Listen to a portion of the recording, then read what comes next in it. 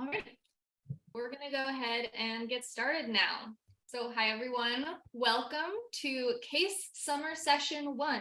This is the official start of the We the People year. And personally, one of my favorite times of year because we get to meet all the new incoming students who get to participate in this amazing program going forward. CACE stands for Californians Advancing Civic Education, and we are a nonprofit focused, as our name suggests, on helping schools in California, students like yourselves, to go through the We the People program and to support this kind of civic education throughout the state. And our goal is to help all schools in California that are participating. Okay. Can I have everyone make sure they're on mute right now? Thanks. But yeah, so that's what It's good. that's what CACE is about, and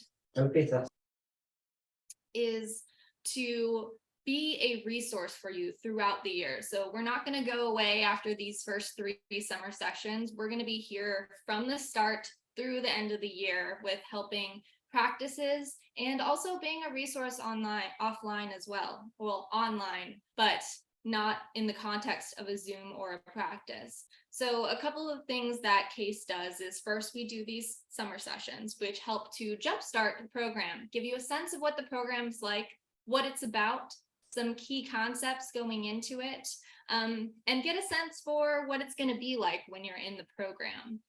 After that, we will put on practices for your schools, individual practices where you can give us a sense of the testimonies that you will be putting on for us. And we will give you feedback and suggestions for where you can get more information and develop your skills throughout the year. And we provide practices at every level of the competition, especially if your schools end up qualifying for nationals. We'll be with you every step of the way. CACE also plays a role in helping support in competitions. A lot of the people you see here today will be your judges in the actual competition. And so you should listen closely to what we have to say because we know what we're talking about. And we'll do introductions in a little bit so you can get to know everyone. But yeah, so we're here as a resource. And another thing that we do is we have a Discord channel for your school where we're going to be providing you with news we think is interesting and maybe relevant to the questions you're working on, as well as being a resource there. We can ask or answer questions you may have on the Discord channel, or we can look at parts of your testimony or set up additional practices as needed. So the key here is we are here as a resource, and you should not be afraid to reach out to us. Once the Discord's set up, that's going to be the best way to contact us. And I'm going to give that information to your teachers once the school year starts. But in the meantime, you all should have my email by now. It's sabrina@caciviceducation.org. So feel free to shoot me questions there too, and I'll be happy to help in going forward. So without further ado, I'm going to ask that each of the CACE volunteers introduce themselves. And we'll kind of just maybe do popcorn. So once you've finished introducing yourself, call on another CACE volunteer who hasn't gone yet. So I will start off.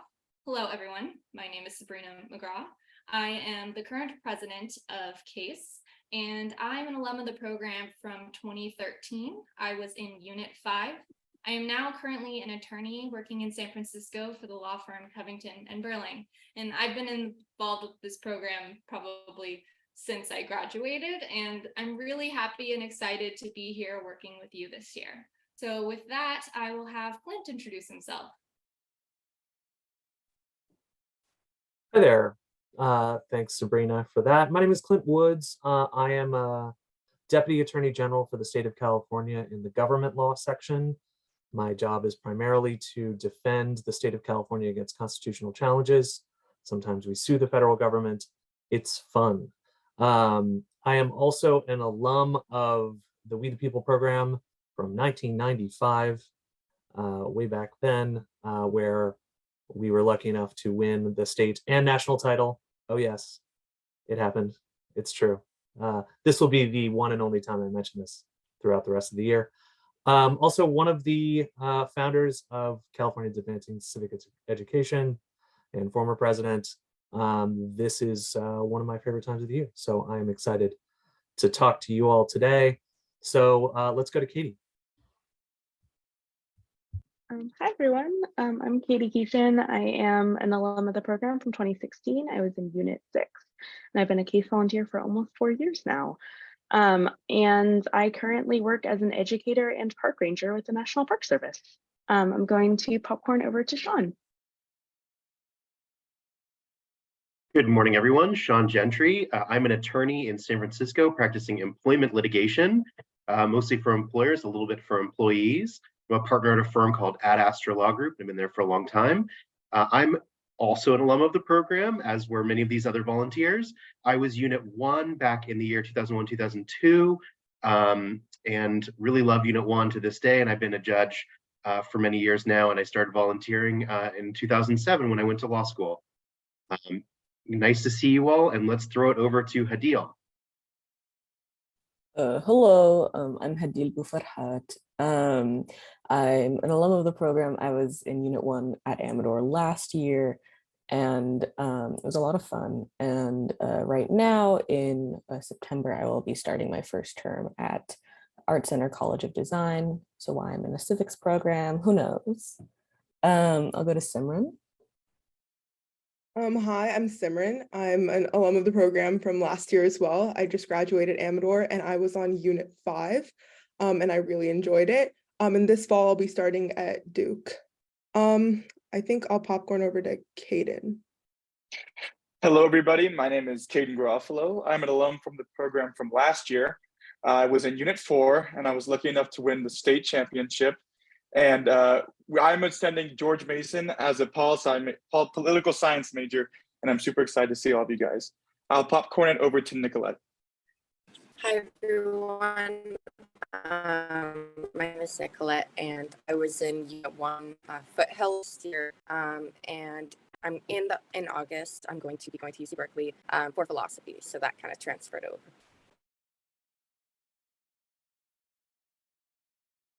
I popcorn to Emmy. Hi, I'm Amy Bell. I went to Foothill last year, and I was also in Unit 4. This is my first time doing CASE, and I am going to the University of Wisconsin majoring mathematics. I will popcorn to Jayani. Hi, everyone. My name is Jayani Chidipoto. I am an alum from the 2022 program. I was in Unit 3. Right now, I'm going back to school in San Diego coming this fall. I popcorn over to Tom. Hi, everyone. My name is Tom Lee. I'm an alum of the program also from 2022. We are the second team from California that has won the national championships. So unfortunately, Clint cannot hold title to that single title. But yeah, I was in Unit 2, and I am a rising second year at Brown studying business economics and international public affairs. So yeah, super excited to meet all of you and get to work with you this year. This is my second year volunteering at CASE. I can go ahead and popcorn over to Beck. Hey everyone, Beck Mankowski. I am not a lawyer, not an alum of the program, although I am an alum of CASE, I guess, at this point. So I'm Director of Healthcare Supply Chain Solutions at Workday, which is in the backyard for several of you that are Pleasanton based. I'm actually located in Portland, Oregon, and happy that we're still doing some Zoom practices so that I get to participate. I've been involved with the program for about the last 10, 11 years now as a regional district and state judge. And recently, since relocating to Oregon, don't hate me, have been a coach with Lincoln High School, who finished, I believe, 6th place last year, and newly minted Unit 3 coach for Lincoln. But happy to be helping California and happy to see all your faces here today. 2 quick notes. We are Californians advancing civic. That's why I'm an alum of yeah, CACE. but And I'm I not think sure who also popcorn California is, has so. had 4 teams win the national, 3 or 4 teams win national championship, 2 from Amador though, Tom's team and Clint's team. Great. And did we miss any volunteers in the popcorn process? All right, great. Thank you everyone for introducing yourselves. And now I would like to turn it over to our esteemed California We the People coordinator, Cheryl Cook-Calio, who's going to give us a little bit of overview of what the California We the People program is about. Cheryl? Okay, thank you very much. I am delighted. We the People has always been my favorite time of the year, whether I was coaching it or teaching it to teachers or helping other coaches. It is something that has changed the way I taught, but it also benefited my children. So I have 2 kids that were alum of the program also. California We the People's focus and its mission is to ensure that young people get quality civic education, because we know the founders have said over and over again that the reason that we have public education is to create participatory citizens. And so I think the competition is fun. It's the carrot. We all love to do it. There's not a coach that coaches this team that doesn't wish that they were at nationals at some point of time. However, this process is so important. And what happens to you through this process is really what we're after in the long run, is that people will come back time and time again to help other young people acquire the skills and dispositions to become participatory citizens, but also that you'll make a difference in your community. And we have example after example after example of that. Many of your CACE volunteers are primo examples of what happens to people when they understand why quality civic education is really important. That's not going to become apparent to you till you go through the process and see the whole thing. But I want you to know we have some really exciting stuff that's happening this year that's never happened before. I'm not going to tell you now, you'll just have to wait. But we've also, the program has been enlarged. There's more and more and more teachers that are trying to be trained so that they could do for their students what your coaches are doing for you. So I want to point out a couple of things. One is that we are absolutely dependent on a huge number of volunteers. We could not do this without people volunteering to help in the classroom, volunteering to help judge at every single level, including the national level. This program would not exist without the volunteers that make it special. And that includes your teachers. So your teachers are paid to teach during the day, but if they get any kind of stipend at all for doing We the People, it is very small. And so they are often putting off their families, their commitments, so they can spend time with you, trying to prepare you to be the best possible person you could be and to propel you into that adult life where we know, and we get examples of this every single day, how important understanding our system of government is. So I thank you for being here. This is extra in the summer. I recognize that. And so I just want to say welcome. I'm also here to help. And your teachers and your volunteers will get information from me throughout the year. But I'm also accessible through California We the People, CAWTP coordinator @gmail.com.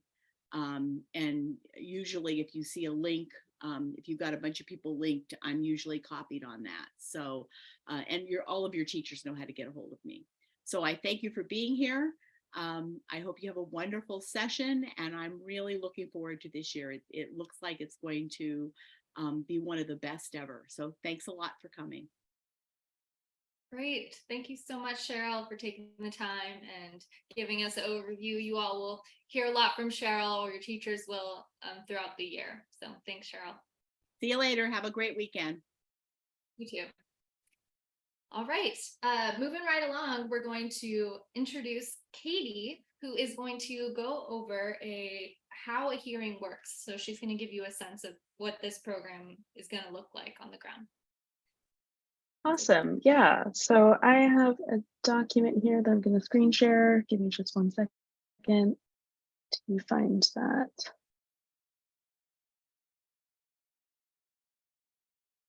There we go. Okay. That's the agenda. Sorry. Okay. Here we go.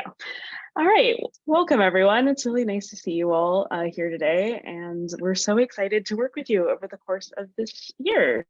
So you might be wondering exactly how We the People works and how a hearing functions. So that's what I'm going to chat with you all about. So during the course of your year, in different schools will handle this in different ways, but you'll be assigned into one of 6 units. And these are kind of the general main topics for We the People. They're all connected, and you're really going to benefit and grow in this program by working across units and partnering within your whole class. You're all a team together, so make sure you keep that in mind. But they're have different areas of expertise in different areas of focus. So let me just zoom out just a little bit to make it a little easier to see this. So this is kind of showing some of what's going on with the units. They are all interconnected, but in many ways, Unit 1 as kind of the philosophical foundations is the foundation of We the People there. The Unit 1 folks are going to be looking at, different elements of philosophy that guided the creation of the United States government and the Constitution, and formed the kind of framework and foundation for a lot of the other concepts. And then the middle unit, so Unit 2 through Unit 5, kind of like major important pillars. So Unit 2 is a lot of historical stuff. It's really important in terms of understanding the context where the Constitution was framed and where we are coming from there. Unit 3 is voting, due process, equal protections in the Civil War. Really important stuff there. Unit 4, oops. I don't know what happened there for a second. Unit 4 is institutions of the United States government, so Congress, Supreme Court, all that. Unit 5 is the Bill of Rights, which is critical. And then Unit 6 kind of helps bring all of that together as well.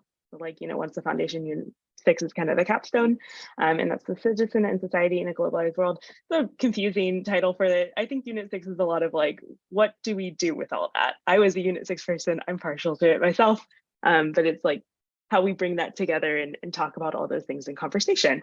So each unit will have a set of questions, and you're going to start with the first set of questions for district competition. And so the way that the questions look, let me pull some of those up so you can just take a quick look, and we'll talk more about the particular questions along the line.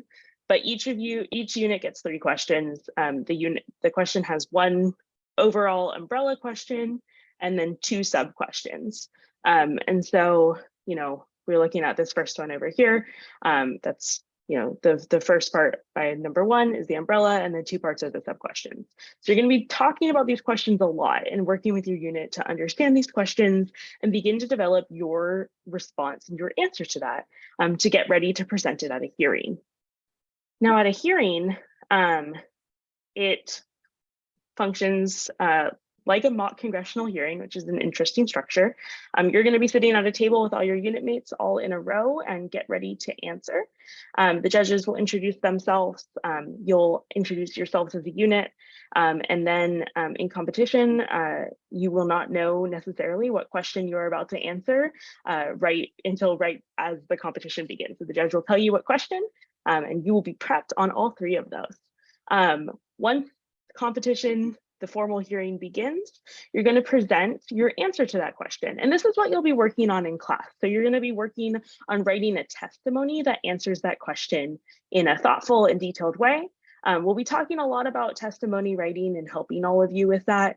It is an interesting process because you are writing to be understood verbally. You're not writing for someone else to read your writing. You're writing for other people to hear and understand your writing in this competition setting. And so it's a little bit of a different process. But this is going to be 4 minutes. You're going to work on this really hard and make sure that it's 4 minutes and that you're not, going under and not using all your time and not going over. Please don't go over. You'll work on that along the way. So it's this written kind of essay that you'll be reading out loud. And you have to answer all parts of the question. We'll talk a little bit more about scoring, but it's really, really important to answer all parts of the question. Then we shift. So you'll have like a binder or however your school is going to do this of notes in front of you during this section. And then during Q&A, you do not have your notes in front of you. You put your binder away, you put it under your chair, and Q&A begins. Now, Q&A can be a little intimidating at first. Some schools call it hot seat, and you are kind of on the spot during Q&A, but it's exciting. The best Q&A is gonna flow naturally and feel like an interesting conversation between you and the judges. Ideally, during your testimony, you've left some spaces where there's good follow-up questions and good things that you're kind of like prompting judges to answer. We'll talk more about how that all functions. But during Q&A, the judges are going to ask you questions about your testimony. So following up on things you said, about the content of the unit, your unit, so other things that you're kind of accountable for to know for your unit, and potentially other connections between other things, maybe current events or other things going on in the world. Depending on what level of competition you're at, this can vary in time, but this will be like a defined period of time. There are timers in the room that give you a 1 minute sign, like 1 minute before the end of the testimony time and 1 minute before the end of Q&A time. So that helps you keep track of timing, and kind of managing that is also a component of the competition and a component of the hearing that you're going to learn. And then there's a short period of time for feedback during the competition. The judges will give you some feedback about things that they understand, the things that they appreciated, things that they might encourage you to think a little deeper about, things to work on for the future. This shouldn't, be scary. We're here to help. As you heard, almost all of us as volunteers have been in that seat and know exactly what it feels like. And so we're here to support you and here to help you explore this journey. We're not here like in an adversarial way. It's a competition, but like we're also all rooting for every school and every student that we work with. We want you to succeed. And so when we're providing feedback, it's there to help you grow and take that, in the place of this competition. There's a lot in We the People. Some of the feedback is specific to this competition, but these topics are really important. And these topics are really important, for your life beyond this competition in terms of understanding civics and understanding the government, and also understanding, speaking in a way that's easy to understand you and presenting in a clear way and having confidence in your opinions and in your thoughts. We really value that kind of thing. So all of that is to help support you as you learn and grow in this competition, in this program, and beyond. Now, you're getting judged along the way. It is a competition after all. We're going to talk about the score sheet a little bit more in a moment, but I want to just give you a quick chance to take a look at it. So as the testimony and as the Q&A happens, judges are making notes to themselves about what they're noticing, what they're appreciating, things that they might want to follow up on, and go from there. And then that kind of gets distilled into a score. So there's 6 major components of the score: understanding, constitutional application, reasoning, supporting evidence, responsiveness, and participation. We'll talk about these more in detail, but these are the things that you're getting judged on. Each judge will give you a number between 1 and 10 that kind of says how successful you were at executing those components of the score. And then those all get added up. Judges will also generally provide a tiebreaker number. So if there happens to be a tie, those tiebreaker numbers are kind of like, okay, these 2 schools scored evenly, but if I had to pick one, maybe one would edge over the other. And that all gets computed in competition, and then and then the scores we announce it and how that all breaks out. It's a really exciting time. There's a lot that goes into this, but the good news is that we're starting here during the summer, and then you're going to have time during the school year as well to get comfortable with all these concepts, to get the content of the program in your head, and then begin to kind of explore more of the structure of the competition and really grow and thrive in that. The coaches in the schools that we work with do a really excellent job of preparing you for this. So no matter what school you're going to, you're going to have support, and from CACE, and we are happy to provide additional support as well, but also from your coaches, other volunteers with your program, to help you come along the way. It's not like you're going to get thrown into the deep end, I promise. So a lot that goes into a hearing, but it's really exciting, and you'll get to learn a little bit more of that along the way.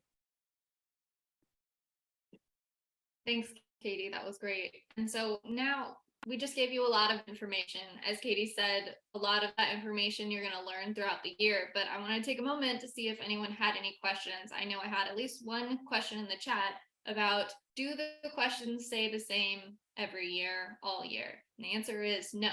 So the questions that Katie pulled up are the district and regional questions. Those typically stay the same each year.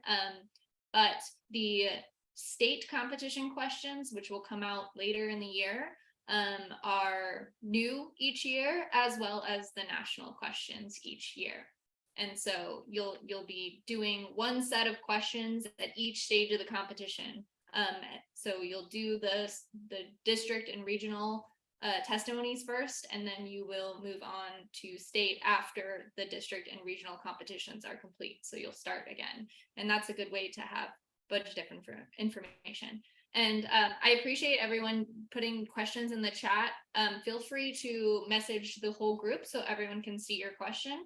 And also feel free to raise your hand or ask a question out loud as well. But the next question is, will we have access to the scoring rubric? And also, when is the first competition?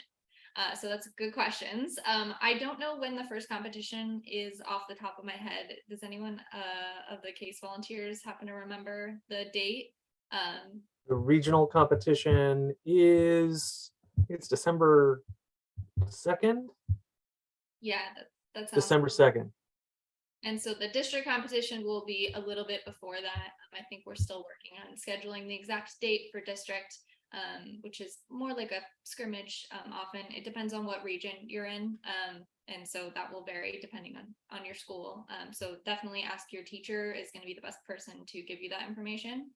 And then in terms of having access to the scoring rubric, the scoring rubric is in the materials on the drive, and apologies for leaving off the how a hearing works document. It should now be in your materials. I also linked it in there. But yeah, so you do have access to the scoring rubric now. If you're asking about in terms of competitions, I think that your teachers will get the scoring rubric, and be up to them if they want to share it with you. But at the end of the day, I think it's important to just keep the rubric in mind as you are drafting your testimonies and you are practicing throughout the year, because those are the things that the judges are going to be looking for. And so you could have the most interesting testimony in the world, but if you're not hitting the points, and we'll go through in detail parts of the rubric later today and also over the course of the other summer sessions about how to meet those. But if you're not meeting any of those, then your scores might suffer. And so it's really great to keep those in mind and keep it up as you're drafting. Do we have any other questions?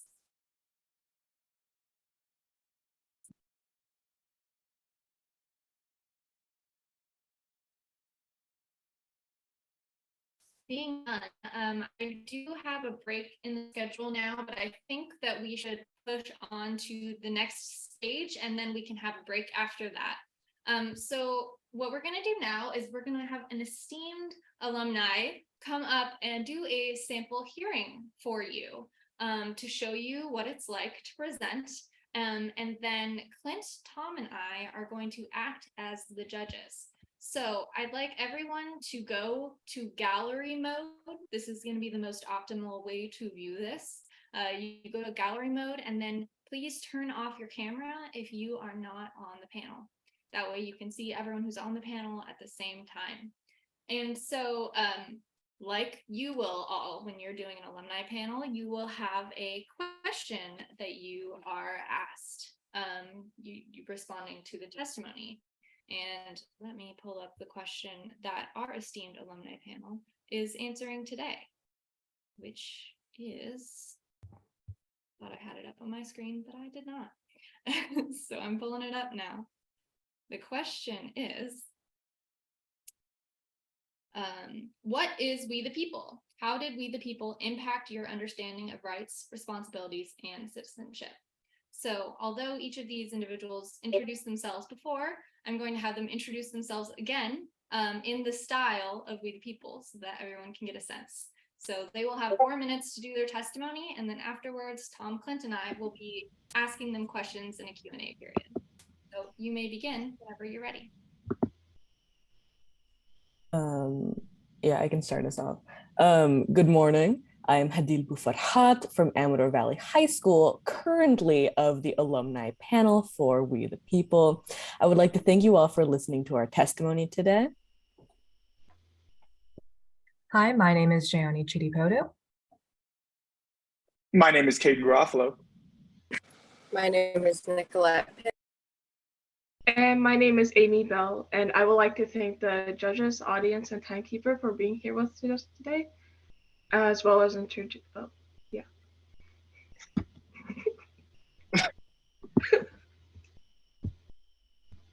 Wait, do we have a timekeeper? Oh, wait. Do we? Probably not. Simran, do you want to keep time because you don't have a speaking part? Yeah, I can keep time. Perfect. Aaron, do you want to join the judging panel? I think I'm okay. Okay. All right, thanks.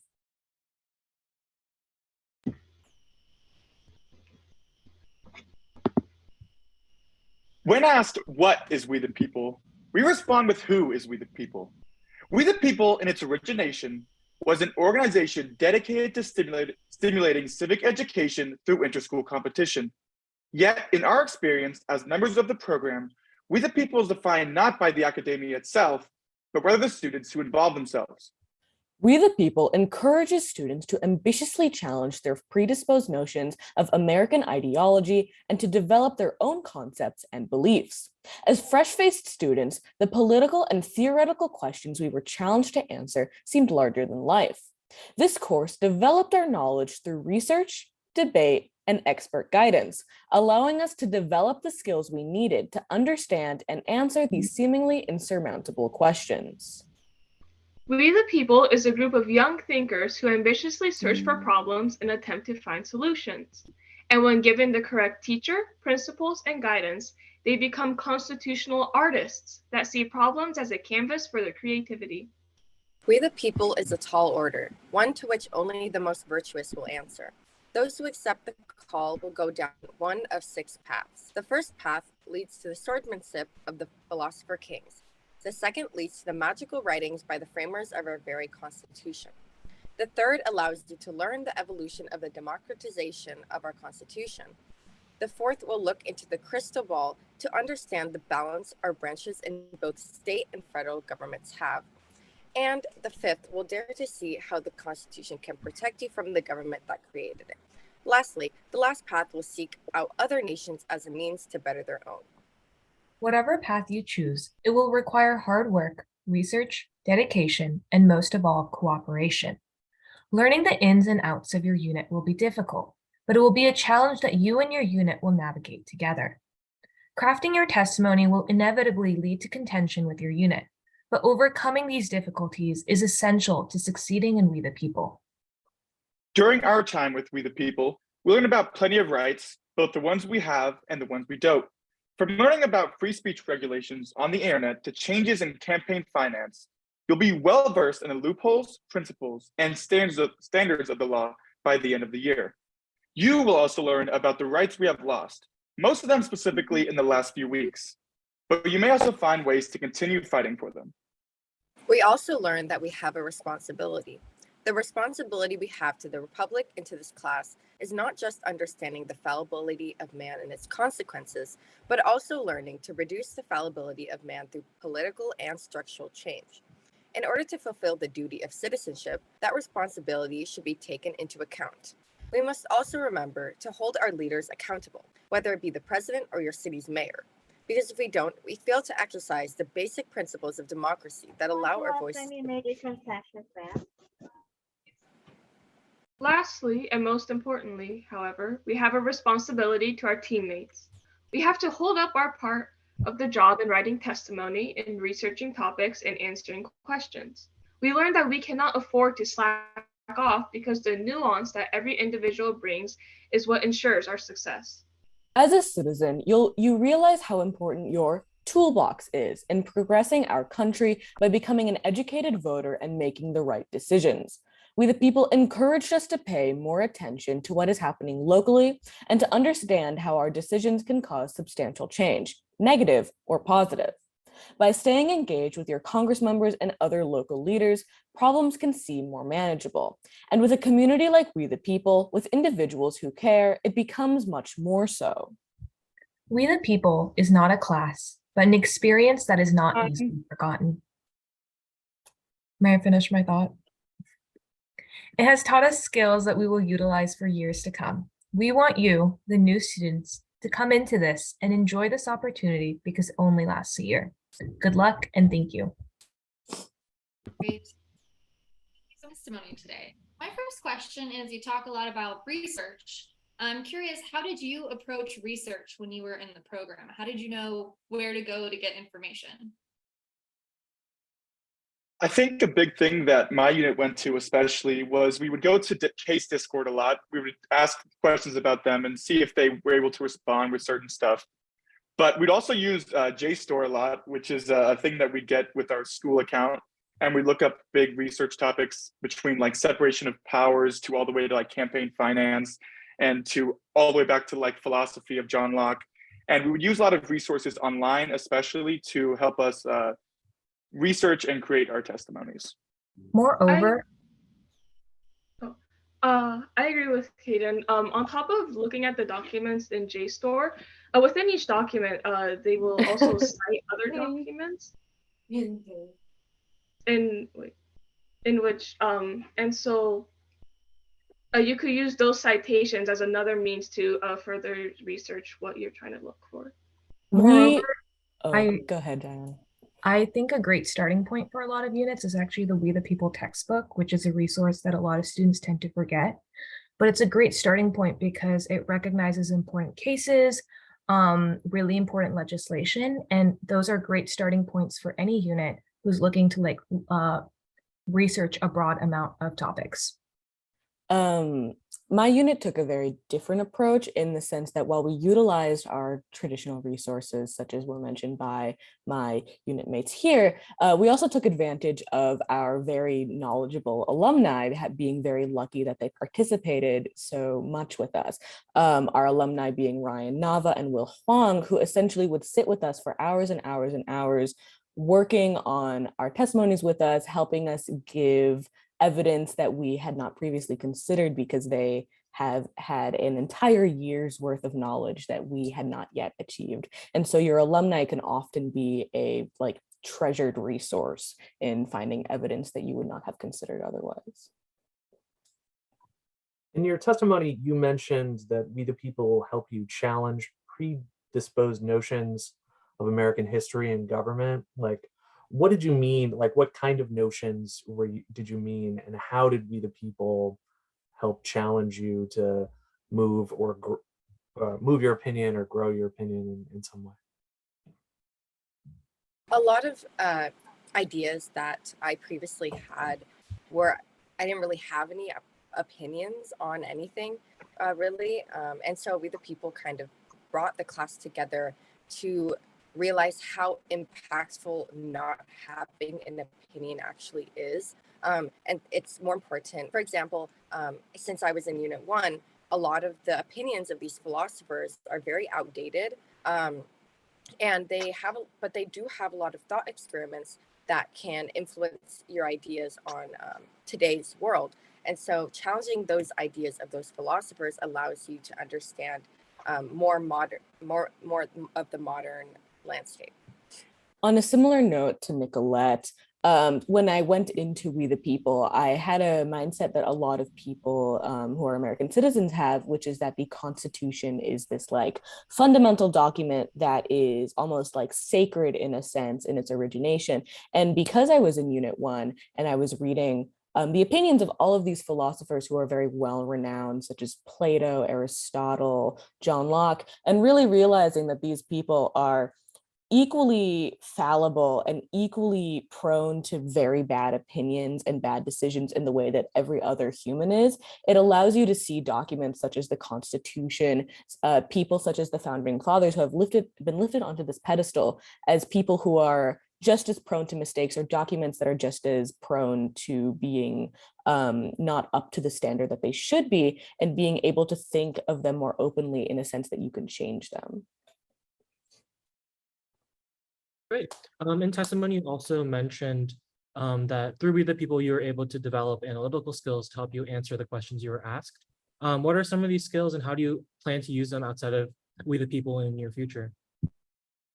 Well, I think a big skill that you gain when doing in We the People is just your general speaking skill itself, being able to speak in public and large public audiences, especially with a good amount of pressure on.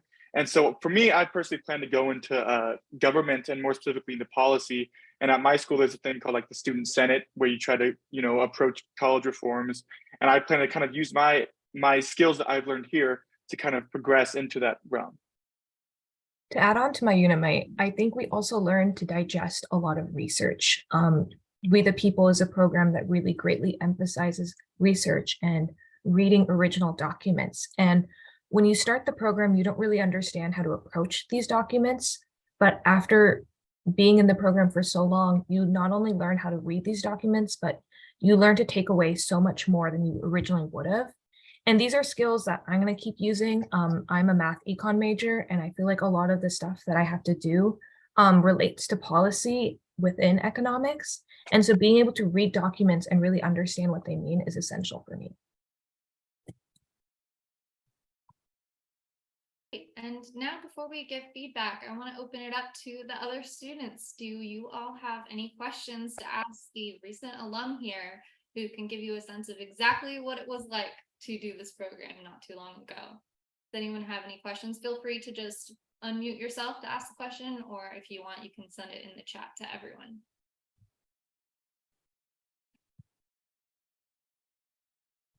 Any questions? I'll give everyone a 30 seconds. Who was your favorite judge? Clint Woods. Katie. I liked Gus's chin at the national level, if anybody had him. We actually got a very nice judge who would interrupt our testimony at nationals to tell us how good we were doing. Yeah. So if you get a bald old that guy. man, Yeah. treasure him. Okay, great. Well, thank you so much, alum panel. We really appreciate it. For everyone, these people are volunteers who took the time out of their summer to come back to We the People to make this testimony and present to you and be here today. It's no small task, and we really appreciate it. Now the judging panel is just going to briefly give some feedback on the testimony to mirror what it's going to be like for when you get feedback from your judges or when you're practicing. And oftentimes during competition, you'll get some light feedback, but in practices, especially with CACE, you'll get more detailed feedback. So we'll just go quickly. I really liked your testimony. I think it does a great job of laying out what the We the People program is, and I think it was really responsive to the question, which is one of the key parts of the rubric. So I think you did a great job of outlining everything. I think some feedback is we would love to see a little bit more evidence going forward to prove a lot of the points you have. Your personal experience is great evidence, but oftentimes we like to see other citations. Knowing that you didn't have a lot of time to prepare this and you were going out of your way to do so, we appreciate it. And then other feedback, I think, is to know your audience. These are new students, and so making sure that your testimony is using language that's easier to digest is really important.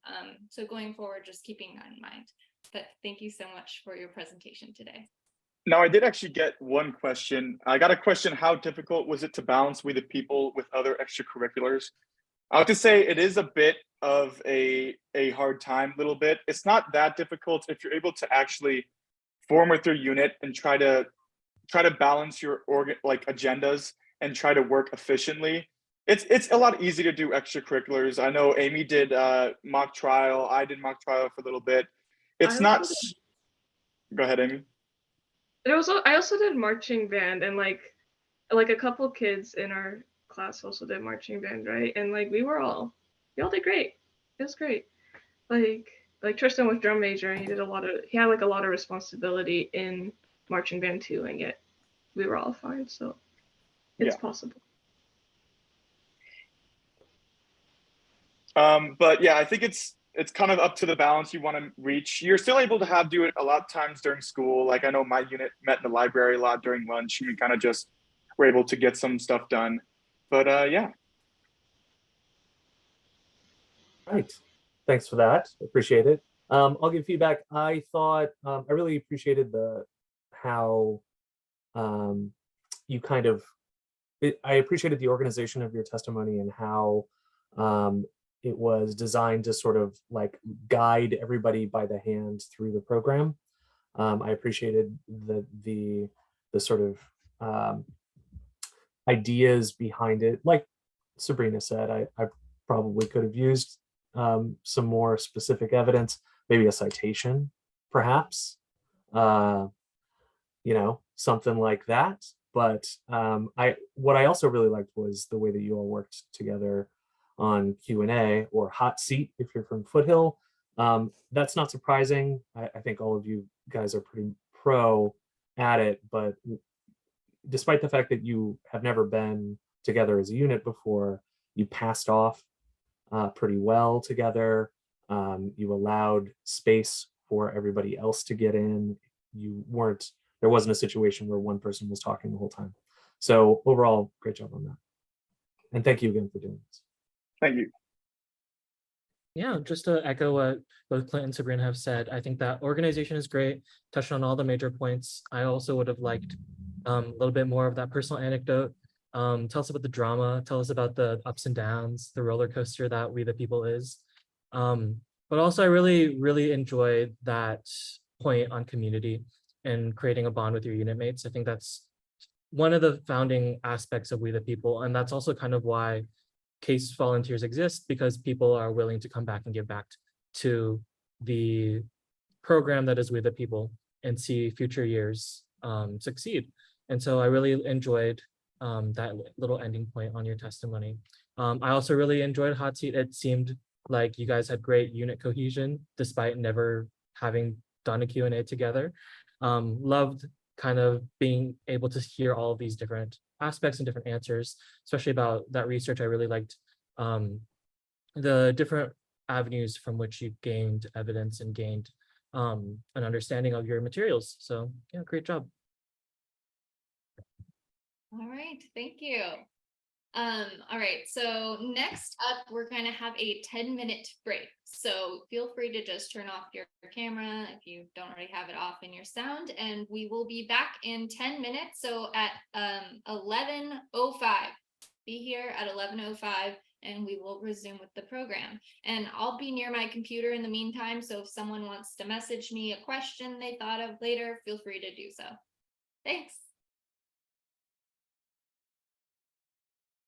Up on the other three, you will learn it along the way. So the first is understanding. And so the way that this is phrased on the score sheet is, to what extent did participants demonstrate a clear understanding of the basic issues involved in the question? And so, the basic kind of thing that you're being judged on here is, how well do you understand the topics you're talking about? Are there any gaps in your knowledge? Are there any kind of places where there's a term that seems to be misunderstood or misused? Things like that is what a judge might be looking for. Ways that you can demonstrate good understanding. Something that I say all the time in feedback is it's really important to define the terms that you're using. And that's a way to show your understanding by saying, hey, we're going to be talking about this particular concept, and here's how our unit defines and understands that concept. That's showing understanding right there. It's also in some ways about precision of language, right? About being careful about the ways that you're talking about important concepts and showing that you understand some of the nuances at play there. It's also about how you take those concepts and kind of relate them to other things and show, that's how you can kind of go above and beyond to show like a super clear depth of understanding. And so as you can see above, right, the numbers there go from 1 to 10. And so, like the 5 to 6 number is average. There's that's like average understanding. 7 to 8 is above average. Like there's some extra stuff going on there. And 9 to 10 is excellent, which is really wow. There's some really clear, specific depth of understanding happening there. So that's just, and as you get your topics, this will be a little clearer. But yeah, you got to understand what the question is asking about. That's also actually another really important thing. And this is something that, as you kind of tease things out, is they get really to the kernel of what the question is about, and make sure that, you know, that those core concepts are addressed in your testimony and in Q&A. The next one that we'll talk about is, oh, Sean has a question. Well, not a question, I was Or just a gonna comment. add on Yes, really please do. Yeah, to that last thing you just said about core concepts, sometimes teams try to get a little too cute, let's say, and stand out from the other teams in competition by coming up with more obscure references. But when it comes to understanding, the judges really want to make sure you do hit the low-hanging fruit, right? So if we're talking about judicial review and you don't mention Marbury versus Madison, the judges are going to ding you on that because it's such a fundamental core concept, to use Katie's term. And so we want to make sure, so don't try to get overly nuanced and miss the obvious stuff, because that'll affect your understanding score. Yeah, that's a really good point. Thank you, Sean. Yeah, so you want to make sure you're hitting those important topics. And yeah, like you might think, oh, this is obvious, but and many times your judges are super knowledgeable about the topic and have that, but sometimes, you know, sometimes it's been a little while since they've brushed up on it. And it's actually really important to define those core terms so that they can follow you if you are going to go off into the weeds somewhere else, or bring them on a thing that's a little bit unexpected. So make sure you do that and hit those really core things. And that's like the way that we can see that you understand, which is what this section of the score sheet is about. The next one that we're going to talk about is responsiveness. And so the way that this is phrased on the score sheet is, to what extent did participants' answers address the question asked? So you're going to, pulling up one of the questions again, you know, as we see here, there's 3 parts to the question. So taking a look at Unit 1, Question 1, how did both classical Republicans and the natural rights philosophers influence the founders' views about government? Your testimony needs to answer that question, right? And that's, you know, kind of like a core topic there. It also needs to touch on both parts of the bullet points. So the structure, you know, those aren't like optional. You need to hit all 3 parts of the question. So it also needs to answer, what are the essential differences between classical Republicanism and natural rights philosophy? And it needs to answer, why do both classical Republicans and natural rights philosophers stress the needs for education and preparation for citizenship? A question that doesn't hit all 3 of those things and give them like a full, complete answer is not responsive. And so sometimes this kind of goes to what Sean was saying about sometimes trying to get a little cute with it or get a little, you know, fun and funky and bring in a different angle. That's great. We love, you know, originality and creativity.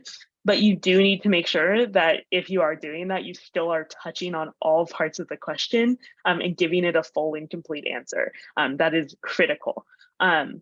This also applies in Q&A and can be a little tricky. And this is something that, you know, your unit, you'll come to a point of understanding and collaboration with your unit. But sometimes judges will ask a 2-part question. They'll say like, you know, what are your thoughts on this topic? And like, you know, what do those thoughts like imply about topic B? You know, they'll have 2 parts. Sometimes when you're answering Q&A, it can be really easy to get really scared and focus on one part of the question and, you know, forget that there's a second part. So something that can be really helpful as a unit and something that you can, you know, work on is making sure that, you know, you're kind of keeping track of both parts of those questions in mind. And as you're listening to your unit mate's answer, if you aren't hearing an answer to the second part, you know, jumping in with that answer to the second part can be really helpful. Because judges do notice things like that. You know, when there's a question, you need to fully answer all parts of the question. And so keeping track of that as a team and working together to make sure that that happens while you're giving your answers is really, really, really important. I think responsiveness can be one of those things that like, it seems really easy on the surface, right? Like we're talking here about this competition and it's like, okay, did you answer the question? And you're like, why wouldn't I answer the question? It can slip, you know, and sometimes when you've been working on your testimony for a long time and spending, you know, a lot of time, it can be really easy to miss a glaring mistake. So, you know, like a glaring moment where there's something missing there. So make sure that you're sharing it with your teachers and sharing it with other units. Maybe other units can be a really good place to bounce that off of. You know, sharing it with the CACE Discord and practice. Clint.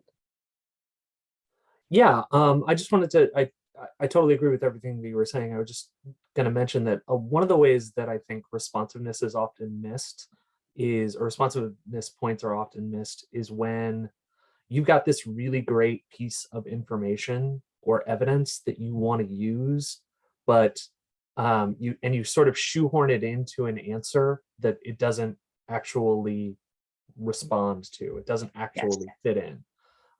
So it's one of those things where you have to be careful falling in love with your great evidence and your great arguments that may or may not be what a judge asked. And so a lot of times when I ding units on responsiveness, it's because I asked a question and then the panel started talking about some, really obscure or important case or philosopher, but I didn't ask about it. And so that's just something to keep an eye out for.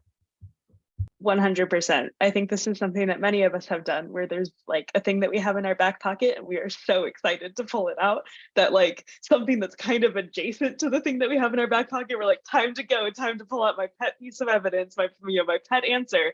And it's like, okay, but did that actually answer the question though? Or did we go kind of like glance off of the question and go off into the weeds in a different direction? And it can be really easy to have happen. And like I said before, your judges are people that have done this program before. They've done that exact thing. We understand, but it's really important for the score sheet that you do hit that responsiveness thing. And then the last thing that we're going to talk about today is participation. So the way that participation is phrased on this score sheet is, to what extent did most group members contribute to the group's presentation? This is really, really important and can be, I think, an early on thing that can be tricky for units. As you're getting started, as you're getting comfortable, it can be easy to have some participation issues at first. And I think that this is something that units often improve over time. So one thing, and this came up during the alumni panel in terms of unit cohesion. So how well is your unit working as a team? And this can be really important for participation. Are the same people jumping in right away every single time and drowning out maybe some quieter voices? Are some people holding back every time and maybe not finding a place to give their answer? We want to see as many of you as possible come in, and really everyone should be talking. I know it says most, but like, if you don't talk during Q&A, like that is a problem to not come in with an answer at some point. Because we want to hear from you. A lot of the questions that you get, are asking you as a unit, as individuals, to give us your thoughts and give us your takes on things. It's really important for us to hear from you. So we want to hear from you in Q&A. So please come in. And then the other important thing is the contribute part. So coming in and saying something is kind of step one. Like, did you open your mouth? Did you say something? But the most important part of that is, did it contribute to answering the question or to the group's presentation? A thing that can happen is, trying to I think sometimes this happens when someone's trying to bolster something that their unit mate says, and then maybe doesn't end up adding something new. Just repeating something that someone else has already said is not contributing to the group's presentation. It's repeating and echoing a thing that has already been said.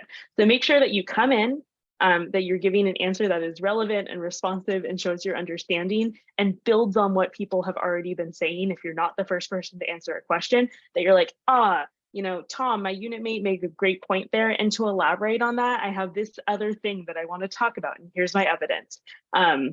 You can say, you can jump in on and build on other people's stuff, but make sure that you're actually building something new there. Lay a new row of bricks into that foundation. Don't just repeat what's already happened. So those are, and Sabrina and Gianni, awesome. I love it when people are popping in. Yeah, I just wanted to say, so participation is really critical, and it's not something that you're necessarily going to be able to do as a unit really well right from the start. Yeah. In particular, when you first get your unit together, it's going to be clear who has a lot to say in a Q&A and who doesn't. And I want to make sure everyone understands that it's everyone on the team's responsibility to make sure everyone is balanced in participation and learn how to make things work. So it's not just the people who aren't coming in, it's not just on them to be able to participate and speak up. It's also on the people who are talking too much to know when to pull back.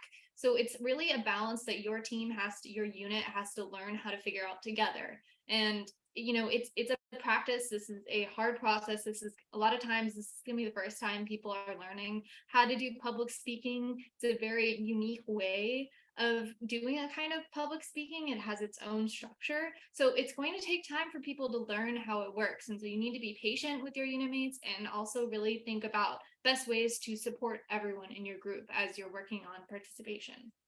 100%. Sabrina hit exactly what I was gonna say, but I was always the person who never wanted to come in first. I was never that person, but it's about your unit being to support everyone. It's not just the person who's not coming in who's taking away from participation. It's also when your unit mates don't allow you to come in, right? So it's always giving pauses, like looking over to each other and being like, hey, you didn't come in, do you want to come in yet? Right? Like having that communication, even though it's completely silent, it takes a while. It takes a little bit of time to build up that relationship with your unit. But once you're fully in sync, you can predict who's going to come in. And that's the kind of thing that nails participation within units. Yeah. Clint? Yeah, the only thing I would add to this is that participation is the only one of the 6 categories here that has any objective element, right? So it's really important that you hit it because, or you do your best to hit it, because it is one of those things where sometimes I've been in judging panels where I thought a unit did excellent, and my co-judge thought the unit was just sort of meh. And so you can certainly disagree. Judges can certainly disagree on, was that evidence responsive? Was that constitutional application hit? But what they can't disagree on is how many times people talked in a Q&A, basically. And so it's one of those things that you should do your best to hit when you can. That's all. And full disclosure on that, y'all, judges make tally marks. We keep track of when people talk. Sometimes when things get really hectic, I will forget, but I am doing a rough tracking of how many times people are coming in and how balanced the participation is. So we do notice. And just one more thing to add is the best way to practice this going forward is not just to practice during mock panels as you'll do in other areas, but just to talk to each other. Just instead of in a formal setting, pick a topic, and after you've all done a little bit of research, you can talk to each other about what you think about this. Just, have a conversation, because those are the situations where you're going to learn what are the other things that your unit mates are most interested in bringing up, or what they found out about this piece of evidence. And it also allows you to keep going and sort of have a free flow conversation so that you can translate that to answering questions. So it's a good tactic for really all the parts of the rubric, but in particular for participation. It can help you build that rapport and get your flow going. Tom? Yeah, just to add one last thing on here. I think talking to your unit mates is super, super important, but I think this is also where that unit bonding comes in. Participation is all about unit cohesion. It's all about understanding your unit mates, both as people that are participants and your teammates and We the People, but also just as people, and understanding their mannerisms, understanding what things they'd like to talk about, or what type of ideas that they bring forward to the table. I think both in We the People, but also just as a friend, it's super important to have that community aspect. And it also just makes We the People such a better experience. So yeah, I just wanted to add that little bit on there. It's really important to get to know your unit mates, both inside of We the People, but also outside. And 100%. Participation isn't judging you on how cohesive your unit seems to be, like if you like each other or not. That's not what the score is. But all these things we're telling you now are going to help you to master participation and to develop the other parts of the rubric. Yeah, 100%. I think those are all really excellent points from other volunteers here. this is something that comes with time.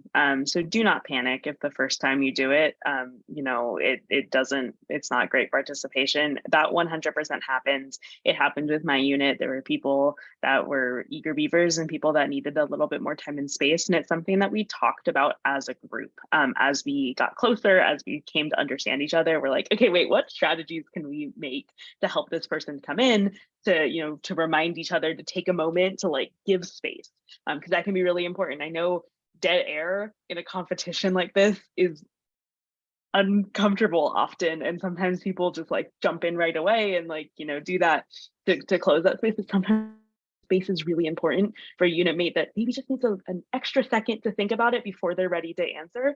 And so it's just something that you'll get with time, but 100% probably not going to happen the first time. It's something that you'll build as a skill, as a group, and work together on. And so it'll be really exciting to see your units come together and get to understand each other better and become a strong team. I always love seeing the ways that people do that over time. It's one of my favorite things to see, the way that you all come together and figure out how to support each other through this process. Great. And does anyone have any questions for us? I know we covered a lot just there. Any questions? You can feel free to put it in the chat, preferably to everyone so everyone can see your question, or feel free to unmute yourself and ask now.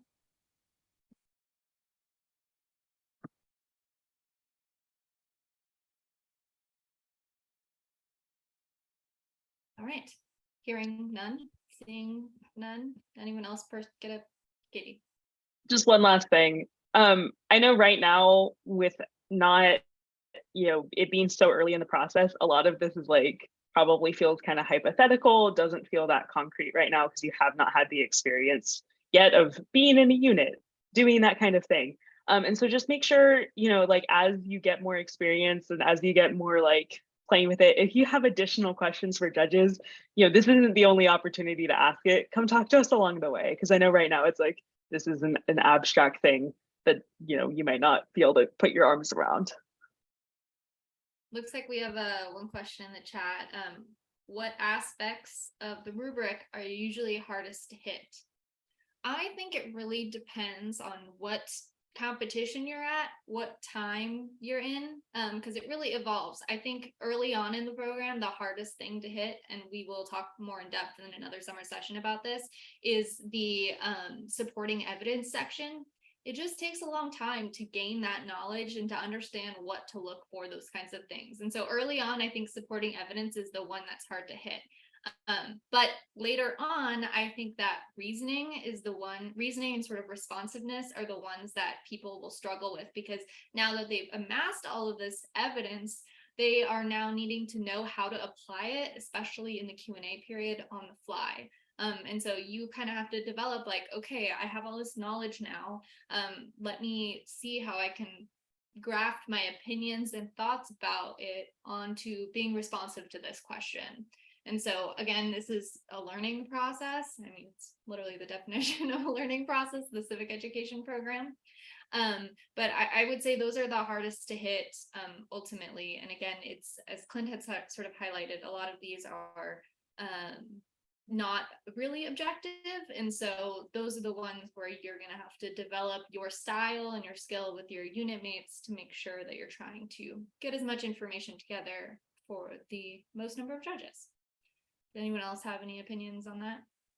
I would also say, weirdly enough, understanding gets harder at the end of the competition because you're trying to get as many questions in as possible to demonstrate that understanding. And especially when you've amassed all this information, it becomes really, really difficult to condense it into really, really quick answers. And so you're not able to get as many questions, and that makes it more difficult to show that you have a wide range of knowledge. So it's weird because at the beginning, understanding's the easiest and like so on and so forth, but it kind of like reverses towards the end because now you want to like condense all your information into these answers. So I wanted to jump in and say that it depends a little bit on your unit, which section is the hardest. But I'm going to answer from a unit 1 in particular perspective, which is that unit 1's win or lose, I'll say, based on supporting evidence, because a lot of times it's very philosophical, and unit ones talk very conceptually about, classical republicanism or natural rights philosophy, and they don't get into the weeds. They don't bring up constitutional application supporting evidence, like direct cites to the, Article 1 of the Constitution, or direct quotations from, philosophers, or modern day scholars. And so some units, especially unit 1, fall into that trap where they're really smart, they understand the principles, their reasoning is fantastic, but the evidence is light. And so where some schools really excel, especially when you get to the state level and the national level, is having that evidence and having it quickly and concisely handy to throw in. And, I'll see the really good unit ones in particular throwing in a whole bunch of evidence, and not just scholars, but also constitutional citations, case law when appropriate. And they're not just like pigeonholed into one type of argument or one type of evidence. Just some food for thought if you're on unit 1. Unit 2 suffers from this a little bit as well, but to a lesser degree. You'll go ahead. Sorry. I was just gonna agree with Sean Gentry, because in the beginning, as a unit 1 member, our greatest downfall was the fact that we would only cite philosophy, and it created a lot of problems. But then by the time we got to nationals, we all were like well versed enough in like case law and policy, to the point that like we ended up doing really well. And I think ultimately like a diversity of evidence is like, I was just agreeing, it's like very helpful. I think Unit 6 also tends to struggle with specifically the constitutional application part of what Sean was saying in terms of Unit 1. They're kind of mirroring each other in terms of that being a problem. We'll talk more about that along the way. Great. Any other questions? And again, we'll be here all year. So as questions come up in the next sessions and going forward, we're happy to answer questions. Looks like Zoe had a question. What's up? Yeah, where can we find the Discord? Is that going to be sent out later, or is it at the end of the meeting? Yeah, so we're going to be setting up the Discord once your school year starts. And so I'll be in touch with your teachers for getting that set up. And your teachers will distribute the information for how to log in and that sort of thing. And for the schools that are listening in and don't hear from your teacher at the start of the year about Discord, feel free to ask them, and we will make sure to get set up. Some schools choose to use the Discord and some schools don't. We highly encourage you to ask your teachers for the Discord setup if they don't have it already, or if they're not planning to, because it's the best way for us to reach out and contact you about what's going on and give you feedback outside of the specific practice settings. Okay, great. Thanks everyone. So next we're gonna just move right along. We're kind of ahead of schedule, so I think the plan is just to end earlier. So we're gonna just blow through the next break and get going on one of my favorite parts of this summer session 1, which is the great debate. It is, what is the most powerful branch of the federal government? So this is going to be a wonderful presentation by Clint, Beck, and Sean, who are each going to represent one of the federal branches. They are each going to present on why they think their branch is the most powerful. And then we will open it up to everyone for questions. Anyone in the audience will be able to ask each of them questions to help us all determine as a group what is the most powerful branch.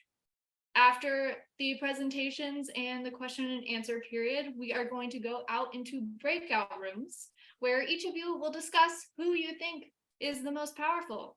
And after that, we will have a final vote back in the main room where we will see who indeed is the most powerful branch. And I will say, it does change from year to year, typically. So anyone can win. So make sure that you're listening. Feel free to take notes, because we will want to hear from you about what you think based off of the presentations.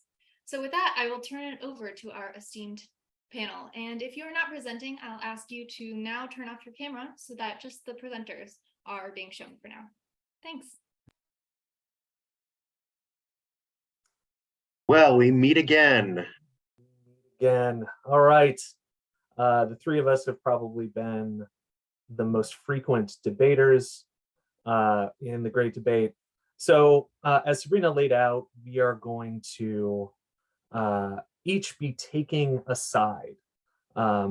We are going to be acting as advocates. And this is something that as you go through the We the People program, you will find yourself doing. You will find yourself acting as advocates for a particular point of view, for a particular position that your unit has staked out in your Q&A. And as you will see, as you go forward, what judges like to do when units stake out a particular position in their Q&A, they like to challenge them. And so Sean and Beck and I will be challenging each other on various aspects. As Sabrina mentioned, we will be advocating for individual branches. Each of us will represent, we'll be essentially be lawyers for the individual branches, advocates. I will be the advocate for the correct and most powerful branch. For anybody who's been paying attention, especially over the last couple of years, the judiciary, which is the most powerful branch of the federal government. Beck, do you want to give a little talk?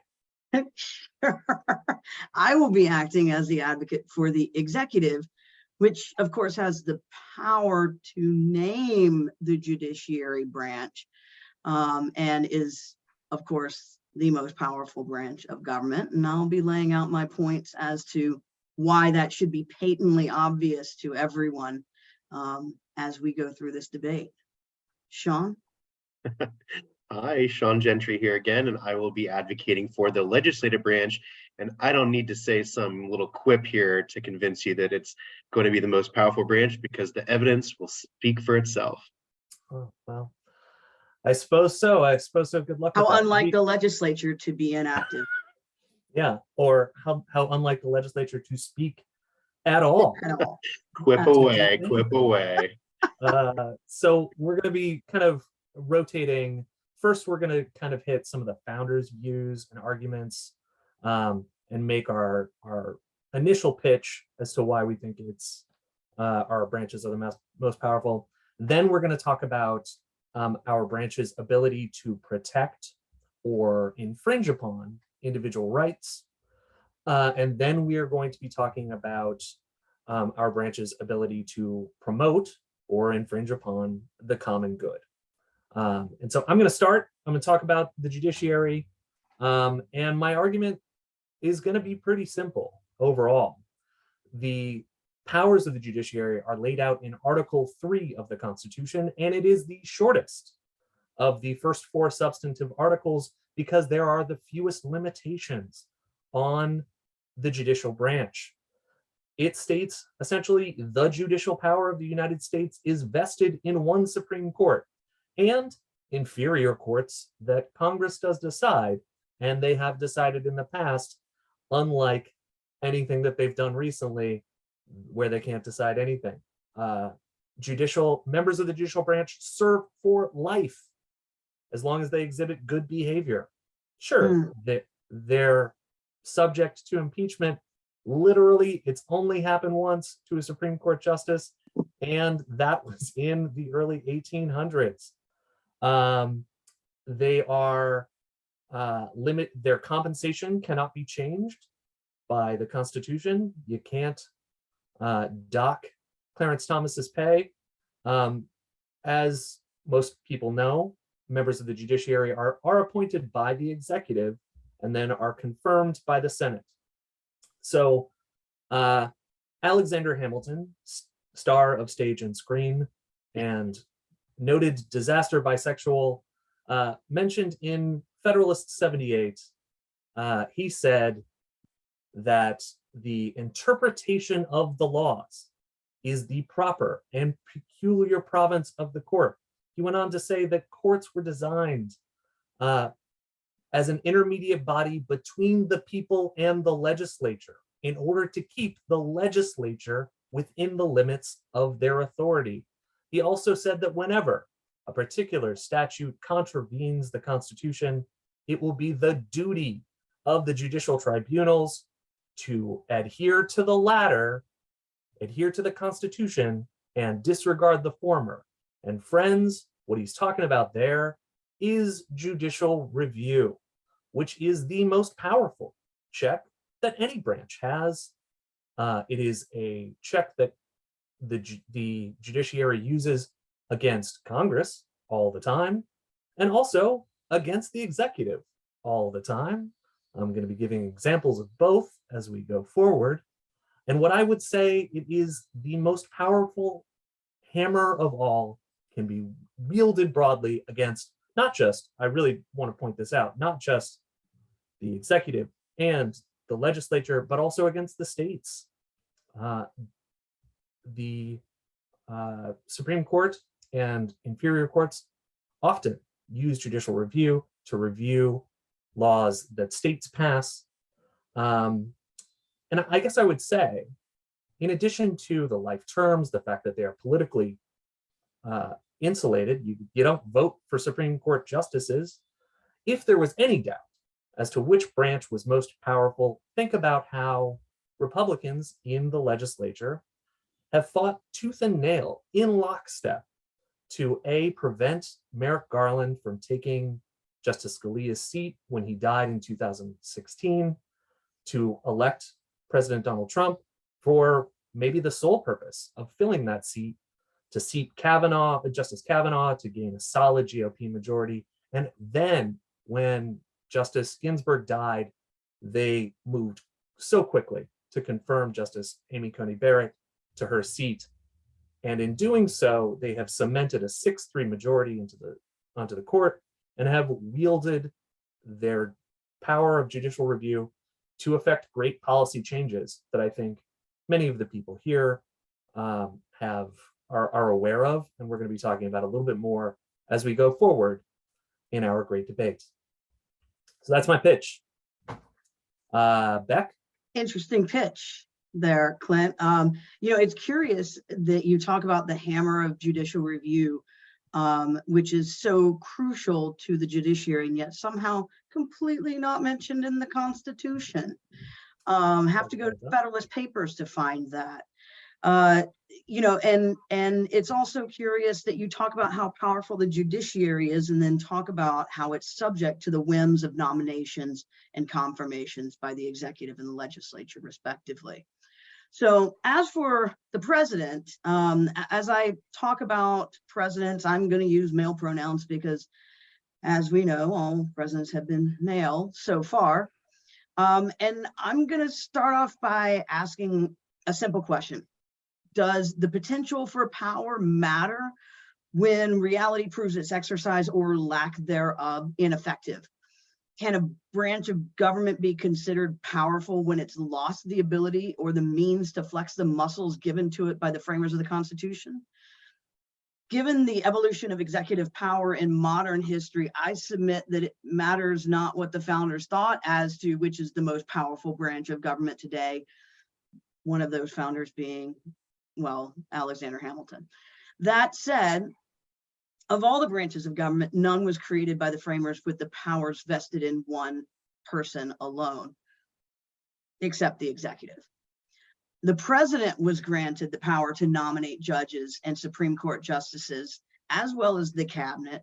The framers viewed these powers as dangerous enough to ensure checks on them by the legislative branch, such as advise and consent of nominations. However, we now see that a complicit or ineffective Congress can just lay bare the power of the executive in reshaping the judiciary and executive agencies. And the executive power to choose Supreme Court justices, as we've seen over the last year, can create change in the United States philosophical and legal direction for a generation or more. In Federalist 70, Alexander Hamilton, want to hear that dun, dun, dun, dun, dun, dun, and when I say that, argues for a strong executive leader directly as a result of how weak the executive was under the Articles of Confederation. And while no one wanted another monarch, and they ensured there wouldn't be one using the power of election, America needed a separate president with executive powers to enforce federal laws, sign or veto legislation, and conduct foreign policy. As Hamilton said, energy in the executive is a leading character in the definition of good government. With only a few limits, whatever the president wants, the executive branch delivers. He even has the power to, as we've seen in modern history, wage war without ever consulting Congress, as long as he doesn't call it war. According to James Madison's notes on debates of in the Federal Convention of 1787, the executive really didn't receive much attention in the debates. The actual text of Article 2 is somewhat ambiguous, which is a flaw that's been exploited by presidents since nearly the beginning of the nation. And that's why, as Hamilton desired, the executive is the most powerful branch of government today. Sean, your rebuttal. Yes, well, when it comes to the founders' views on power in our government, I think it is crystal clear that the founders both intended and understood the legislative branch to be the most powerful. Beck mentioned the Articles of Confederation period prior to our Constitution being ratified and drafted. And one of the biggest problems during that era was the lack of taxing authority. Additionally, the lack of power over interstate commerce, lack of centralized power in a federal government, and a lack of federal legislative supremacy. And those types of issues were all addressed in our Constitution to create those powers in a Congress that had two houses, the House of Representatives and the Senate, bicameral legislature, in order to make sure that our federal government, through the acts of Congress, would have the kind of power and control over the states and the populace of the United States in order to affect real policy change, have taxing authority, and actually get things done. In particular, the founders were much more familiar with legislative bodies going back to the Virginia House of Burgesses and other legislative bodies, and even the Congress that existed during the Revolutionary period in Philadelphia was, again, a legislative body. So that was really what the founders and framers understood as the source of power and the source of laws in this country when we talk about rule of law. And so that manifested in the document that was our Constitution, as well as in the Bill of Rights. And we see, even in the 10th Amendment in the Bill of Rights, an allusion to powers delegated to Congress, and essentially implying that Congress had power of anything delegated to it over the people and over the states. And so it was clear that whatever Congress did was sort of the supreme law of the land, which we also see in the Supremacy Clause, Article 6, Clause 2 of the US Constitution, specifically saying that the federal government and the laws passed by Congress are the supreme law of the land.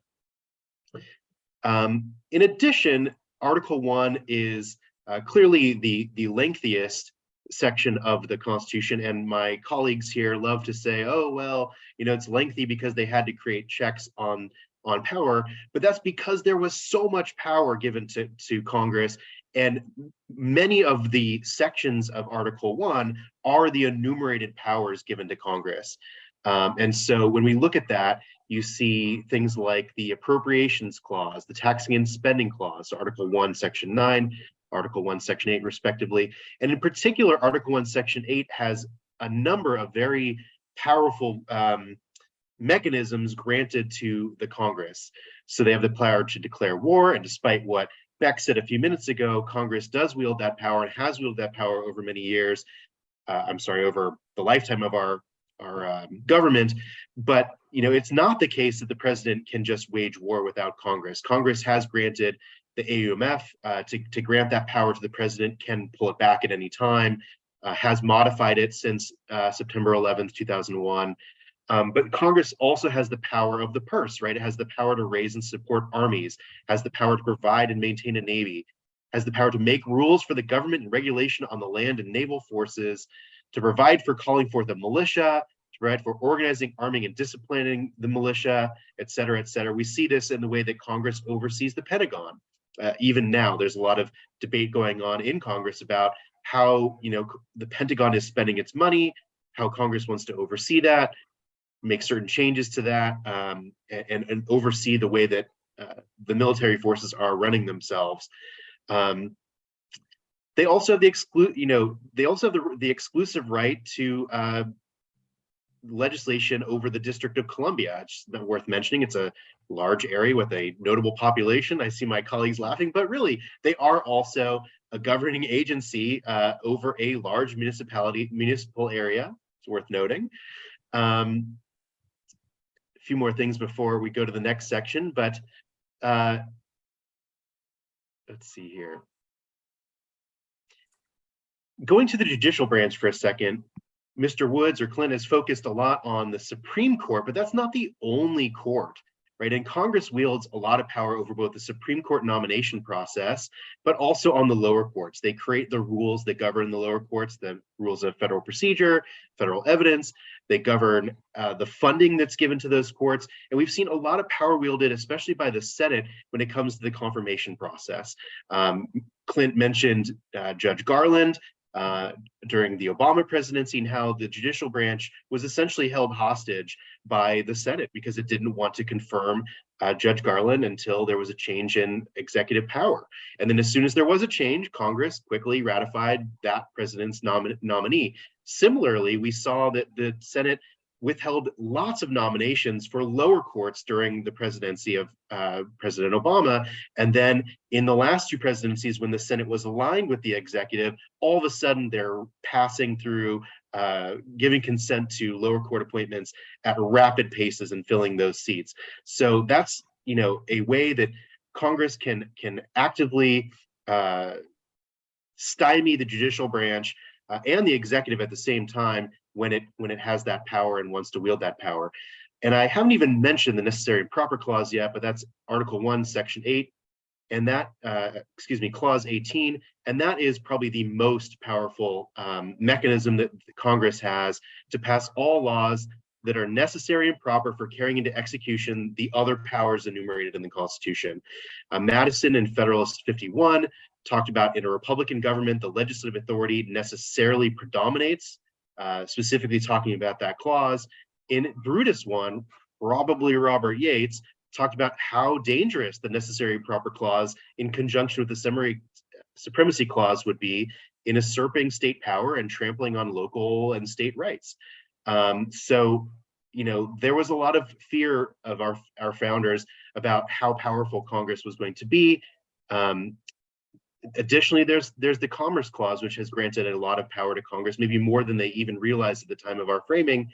And we've seen the Commerce Clause used in things like creating Obamacare, famous case Wickard versus Filborn that really opened the floodgates on interstate commerce being used to regulate all kinds of industry, and again and again. So among all these powers named to Congress, we've seen them wielded, we'll get into some specifics in the next two sections, over time to really shape our country, shape the laws that govern our country, and check the other two branches.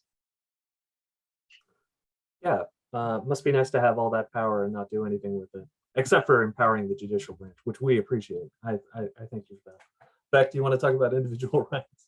Yeah, let's move on to individual rights, because, I was thinking as Sean was talking that while the founders were talking about energy of the executive, nothing says energy of the legislature like this concludes this broadcast of C-SPAN.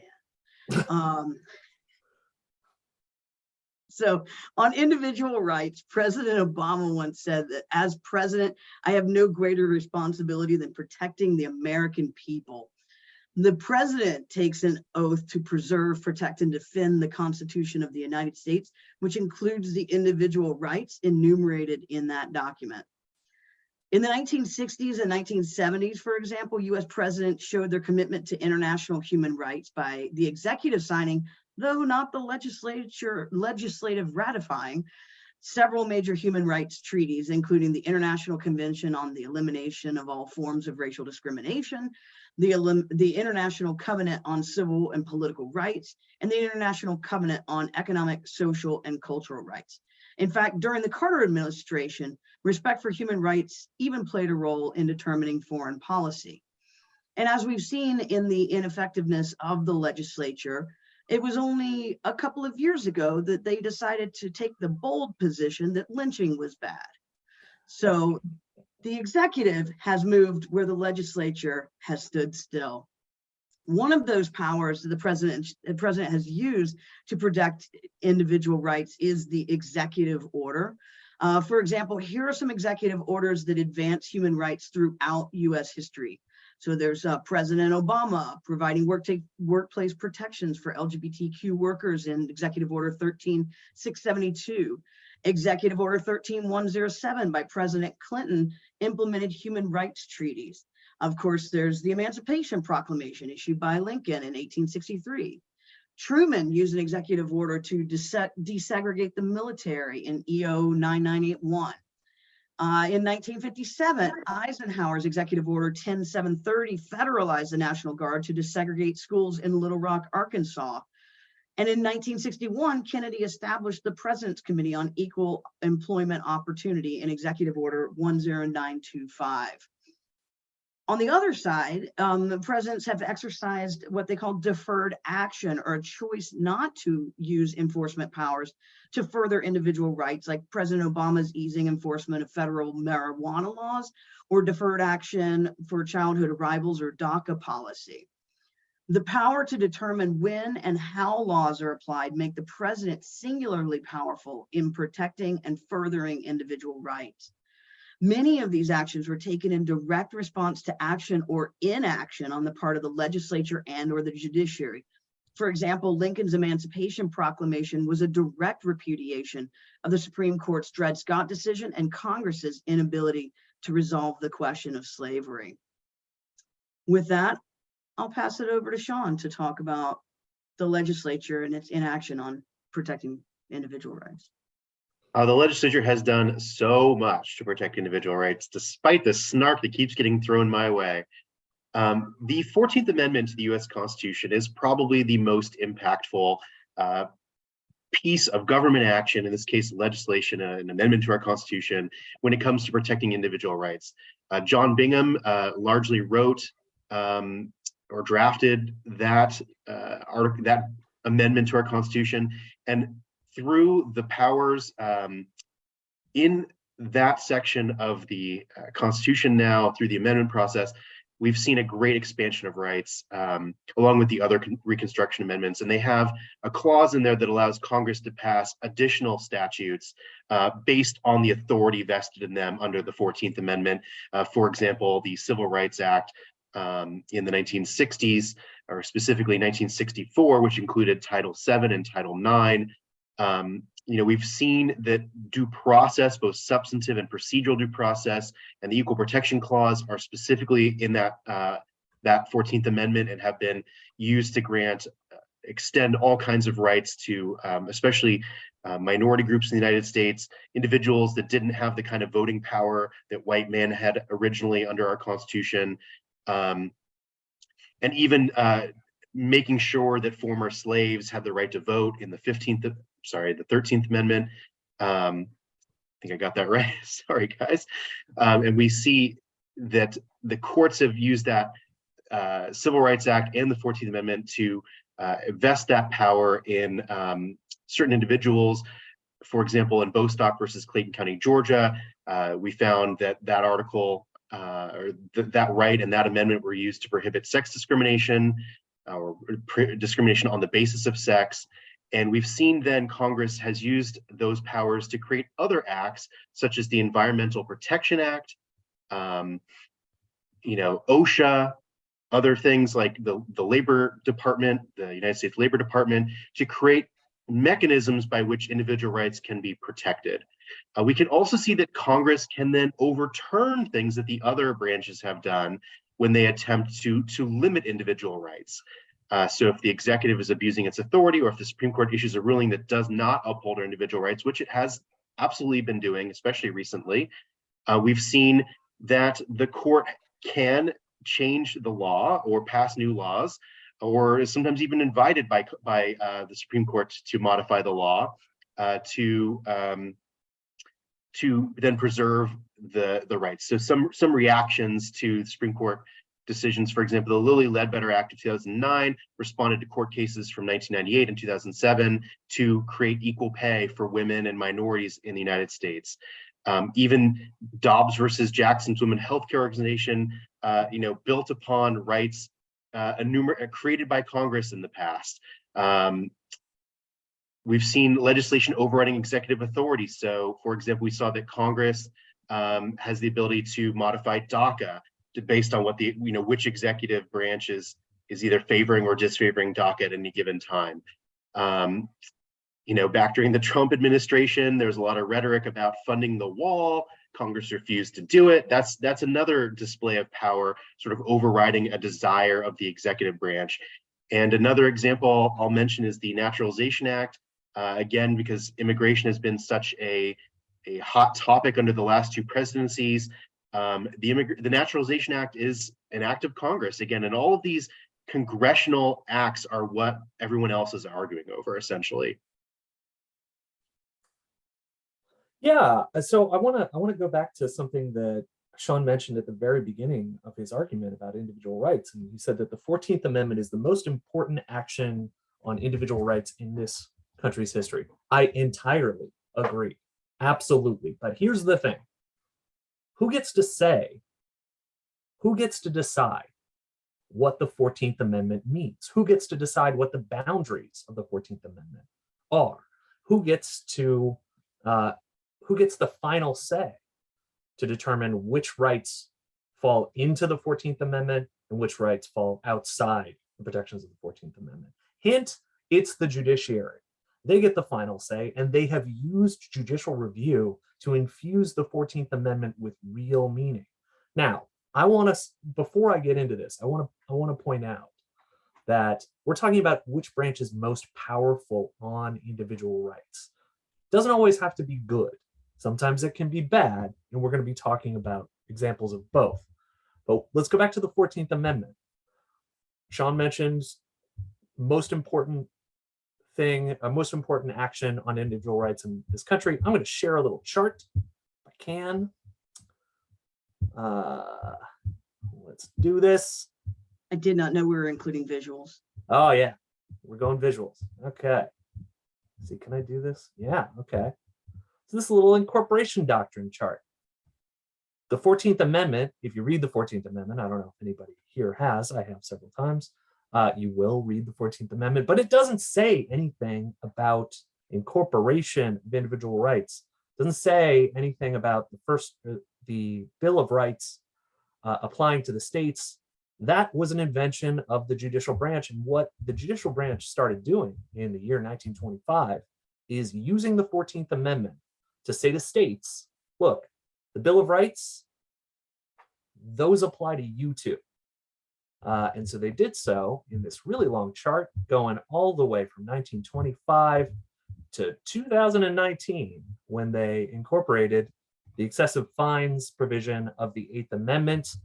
The judiciary has done all of this. They made it all up, basically. They decided, based on their own interpretation of the 14th Amendment, that they were going to incorporate or apply the Bill of Rights to the states. So when you sit there today and think, I have a First Amendment right to free speech or free religion, freedom of religion, or a right to a right against, a right to an impartial jury or a right to a speedy trial. The reason you have that is because the judiciary decided that you did. And I think it's absolutely the biggest use of the 14th Amendment to protect individual rights. But let's talk about ways in which the Supreme Court has infringed upon individual rights, because that is them using the power that they have to do so. Both of my colleagues mentioned Dred Scott v. Sanford basically started the Civil War based on a decision about the individual right of both a slave and a property owner at the time. And you can just go through history and look at how individual rights have changed in this country based on decisions from the judiciary. Did Congress determine that the 14th Amendment incorporated the Bill of Rights to the states? No, as we've discussed, it was the courts. Did Congress desegregate education via Brown v. Board? No, that was the courts. Did the executive get rid of anti-miscegenation laws nationwide? Nope, that was the courts again in Loving v. Virginia. Did Congress establish at least a somewhat extant right to privacy in Griswold v. Connecticut? Nope, that was the courts. And you can go forward in recent years. Congress, passed the Voting Rights Act back in the 60s, but it was the courts in 2012 in Shelby County gutting the Voting Rights Act, stripping away the pre-clearance formula. The executive, my colleague mentioned, Obama's administrative actions or executive actions to protect LGBT rights, but it was the courts who legalized same-sex marriage nationwide. And then you go forward, as I talked about, it's not always, in my view, good. Other people could disagree, but it was the courts who created, through judicial action, a right to bodily autonomy, constitutional right to abortion, and then stripped millions of people of their individual rights to bodily autonomy in Dobbs v. Jackson Women's Health.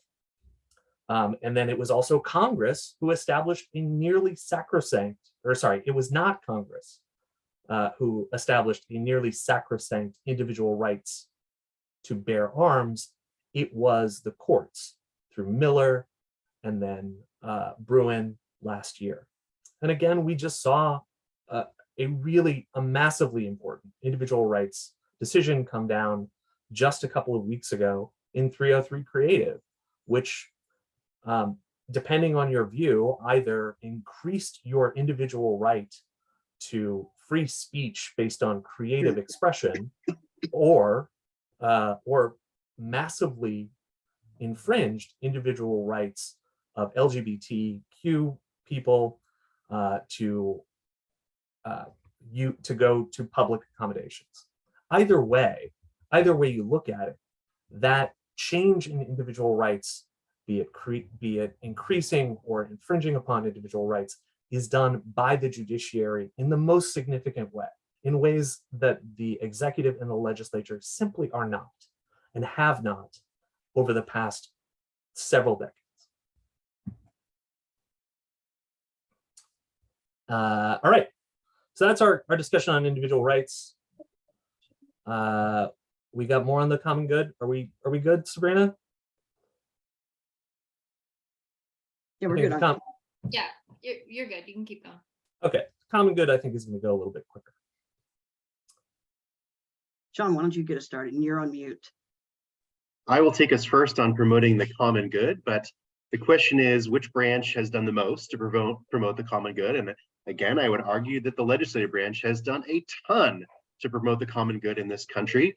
Article 1, Section 8 begins, the Congress shall have the power to lay and collect taxes, duties, imposts, and excises, to pay the debts and provide for the common defense and general welfare of the United States. Through that section of the Constitution, Congress has passed countless laws to promote the common good, to create infrastructure in this country, to build our roads, build our railroads, deal with interstate commerce under the Commerce Clause, and any number of things under the Necessary and Proper Clause.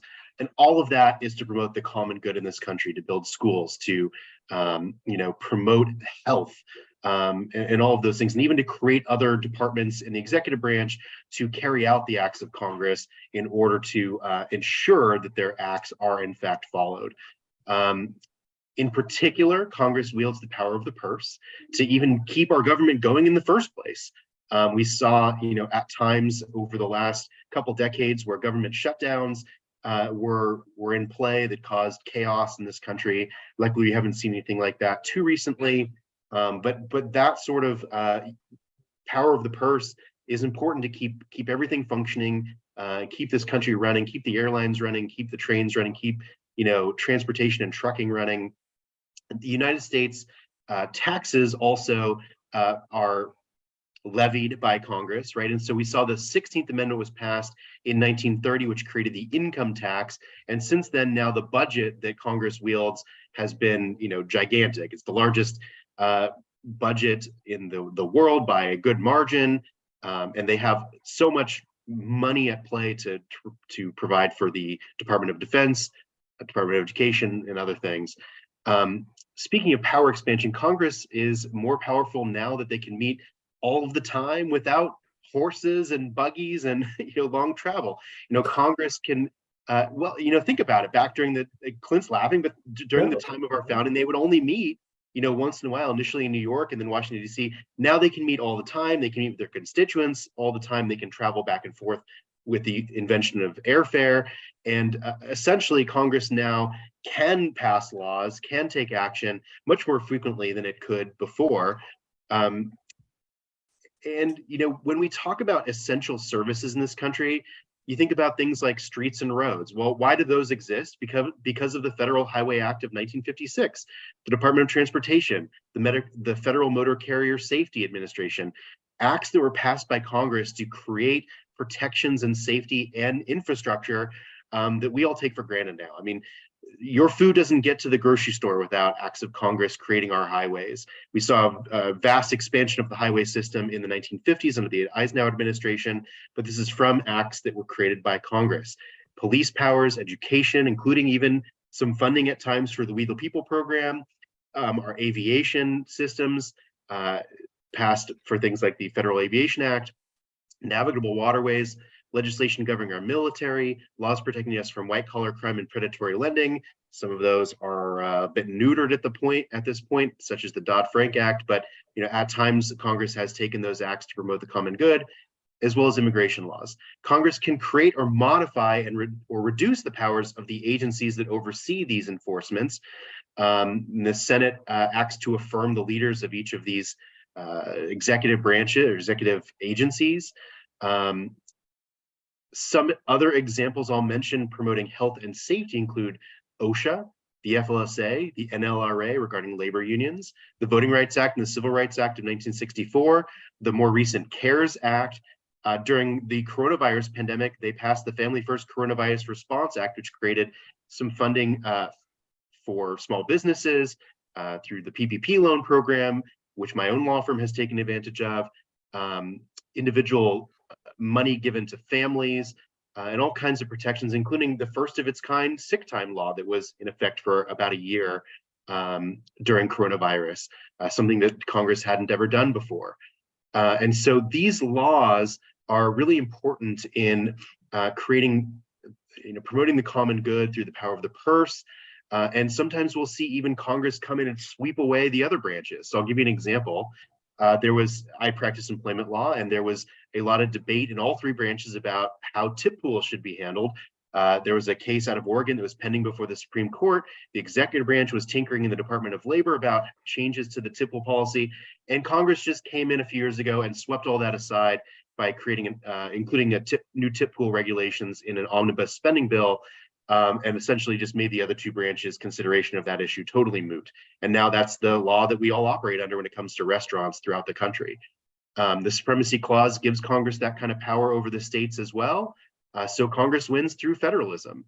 When they want to occupy the field and promote the common good, for example, through environmental policy, they certainly can. A lot of times we see California trying to create environmental policy, and the federal government comes in through Congress and just says, nope, we occupy the field and your laws are trumped by the power of Congress. And so Congress also controls much of the executive branch through the budgeting process. It can modify Pentagon budgets. It passed the AUMF, which gave certain powers to the executive branch for waging war, as Congress can modify that over time. And it can really defund any agency that it wishes. We see Congress sometimes take it out on, for example, during the Trump administration, the Department of Health and Safety, and essentially, meddling in the affairs of the executive branch when it didn't like what policy it was taking to prevent the common good. With regard to the courts, the Congress controls the procedure, right?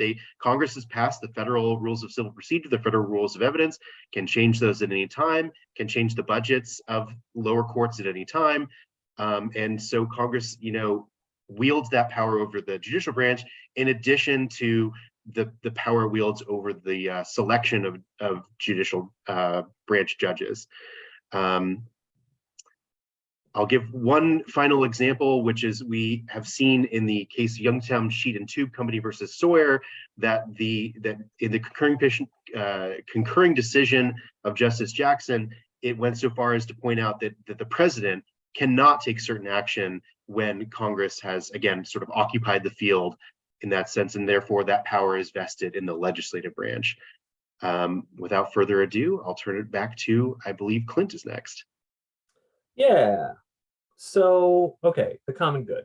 And I think that this is, you're going to be talking a lot about the common good and what it means, both from sort of a philosophical perspective and from a sort of boots on the ground perspective, a more granular perspective as you go forward in the We the People program. But what I want you guys to think about when you think about the common good today is how the individual branches express that common good or provide a particular common good for the people in general.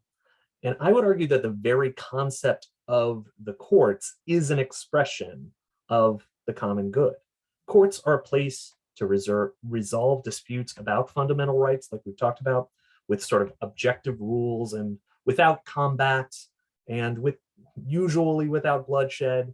That's nice. So the branch itself is a good that is provided to the people. It is there theoretically for everyone, and everyone is subject to it theoretically equally. So the branch itself is a reflection of the rule of law and another aspect of the common good. And so let's talk about how the Supreme Court, using the most powerful check, using the power of judicial review, has advanced and set back the common good throughout our country. We already hit on Dred Scott. They basically started the Civil War. I'm going to make the very controversial argument that that's bad. It was a bad thing. Yeah, okay. And my colleagues might disagree. I don't know. But they've also supported the common good in very key ways. For example, in 1905, they decided a case called Jacobson v. Massachusetts. And they said that mandated vaccines for the common good are constitutional and a justifiable use of state power. In doing so, they broadly upheld several cases, or they broadly upheld the right of states, the right of the government to protect the people from disease. Now, I want to point out that in general, we all might remember the pandemic that we all lived through, or we all are still living through. Then the Supreme Court was very active in determining the bounds of legislative authority and executive authority with regard to the pandemic. They broadly upheld, state regulations on mask mandates, on attendance limitations, and then they walked that back significantly. The judiciary, sort of invalidated a nationwide mask mandate on air travel just for funsies. That mask mandate was put in place by the executive, and the judiciary just said, you know what? No, we're not doing that anymore. And the executive completely backed off. And so when you're thinking about this, whether that's good or bad for policy, the question isn't who uses their power for the most good, it's who is the most powerful branch in the area. My colleagues mentioned the Commerce Clause. Congress has this really powerful thing that they get to regulate interstate commerce clause. Well, okay, that's fine, but who gets to decide as to the limits of that power? Once again, it's the judiciary, and they have several times. Wickard v. Filburn, 1942, they decided that selling wheat in your local market affects interstate commerce. And in doing so, they created, or they allowed for Congress to pass laws that theoretically could then affect the common good. And then in the 1990s, they started walking that back with the Lopez and Morrison decisions, and eventually also in NFIB v. Sibelius in 2012, walking back the extent of that Commerce Clause power. And that's how they can affect the common good. Sure, Congress has this power, but the judiciary decides how they can use it.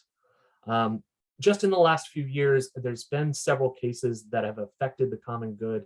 In 2020, there was McGirt v. Oklahoma that returned a huge percentage of tribal land to Native Americans in Oklahoma, affecting the common good for those people. And just a couple of weeks ago, we had a massive case about the common good in Biden v. Nebraska, where the Supreme Court invalidated an executive action based on their interpretation of a statute, period. I don't agree with that interpretation of the statute. The executive didn't agree with that interpretation of the statute. Lots of Congress didn't agree with that interpretation of the statute. But guess what? It didn't matter. The Supreme Court had the final say.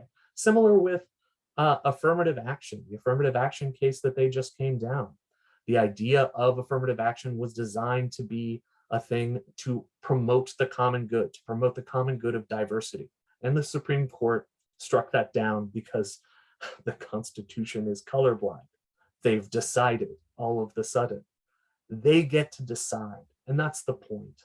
And so while I certainly acknowledge that both the executive and the legislature have a lot of power on individual rights, on common good, and power in general, at the end of the day, the extent of that power, the shape of that power is decided by the judiciary. And that is why on individual rights, on common good, and in every other way, the judiciary is the most powerful branch in American government today. I find that curious, the several examples given that the judiciary overrode the executive, and as Clint put it, Biden backed down. What if Biden didn't? What if the executive, who has the power to enforce the laws, didn't agree with the Supreme Court decision and decided to just go ahead and do what they wanted to do? I mean, we're seeing that today with Biden and the loan reimbursement, or excuse me, loan deferment going on with the case where the Supreme Court said that, you know, Biden can't suspend, you know, what is owed to college loans, and yet he's expanding it. So I think a lot of the power of the judiciary comes from its reputation and comes from an acknowledgement of the power of the judiciary. And if we stop acknowledging the power of that judiciary, its power is actually a paper tiger.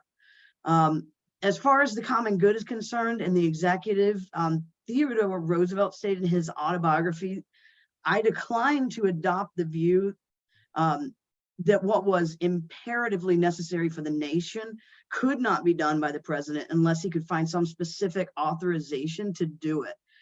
My belief was that it was not only his right, but his duty to do anything that the needs of the nation demanded, unless such action was forbidden by the Constitution or by the laws.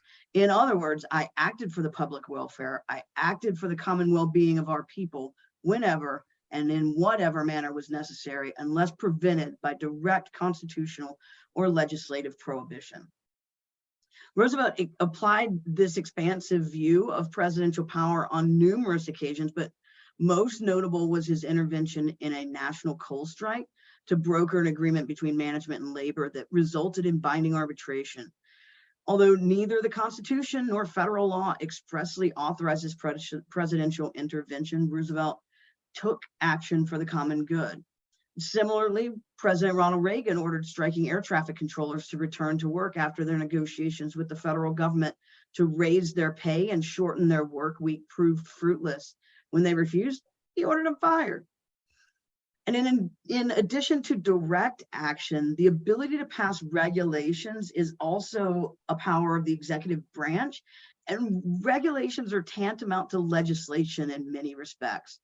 And Congress knows it cannot legislate minutia, no matter how fast cars are versus buggies. And hence, when it writes legislation and leaves large gaps and ambiguities to be filled in by executive agencies on everything from the environment and agriculture to housing and employment to commerce and labor and even justice. The president has proven more than happy to fill in these details. And while Congress may pass laws concerning things like infrastructure and commerce, it's the power of the president and the administrative agencies under the executive branch that dictate how these laws are enacted. It's this broad power that the legislature and the judiciary is trying quite ineffectively recently to claw back. And this is why the executive is the most powerful branch in promoting the common good, in defending individual rights, and in the opinion of the founders. Thank you. Well, I think that's the end of our presentation, and I see Sabrina coming on, so it must be. Yes. Thank But you. I'm excited for questions. Yes, we're going to open in the next few minutes, open it up to questions. So if anyone has any questions to help us get to the bottom of which branch is the most powerful branch, please feel free to write your comments in the comment chat or to raise your hand and we can call on you and you can ask them. Feel free to direct your question at all three of them or to any individual one. I will start us off. So you talked a lot about how each branch checks each other in certain ways. But I'm curious, how do your branches, if at all, limit themselves, their own power? And what do you think that says about whether they're the most powerful or not? I think, one major way that the executive limited itself, well, up until FDR, was by respecting the term limits of two terms. And that was more of a historical example set by, of course, the first president, George Washington, than any kind of legislation. And when FDR was like, yeah, I don't want to do that anymore, then we got an amendment to regulate that. But I would say term limits are a major way that the executive puts limits on himself, hopefully one day herself, as well as currently, like I said, there are some examples where the executive has ignored the judiciary. Definitely lots of examples where the executive has ignored the legislature.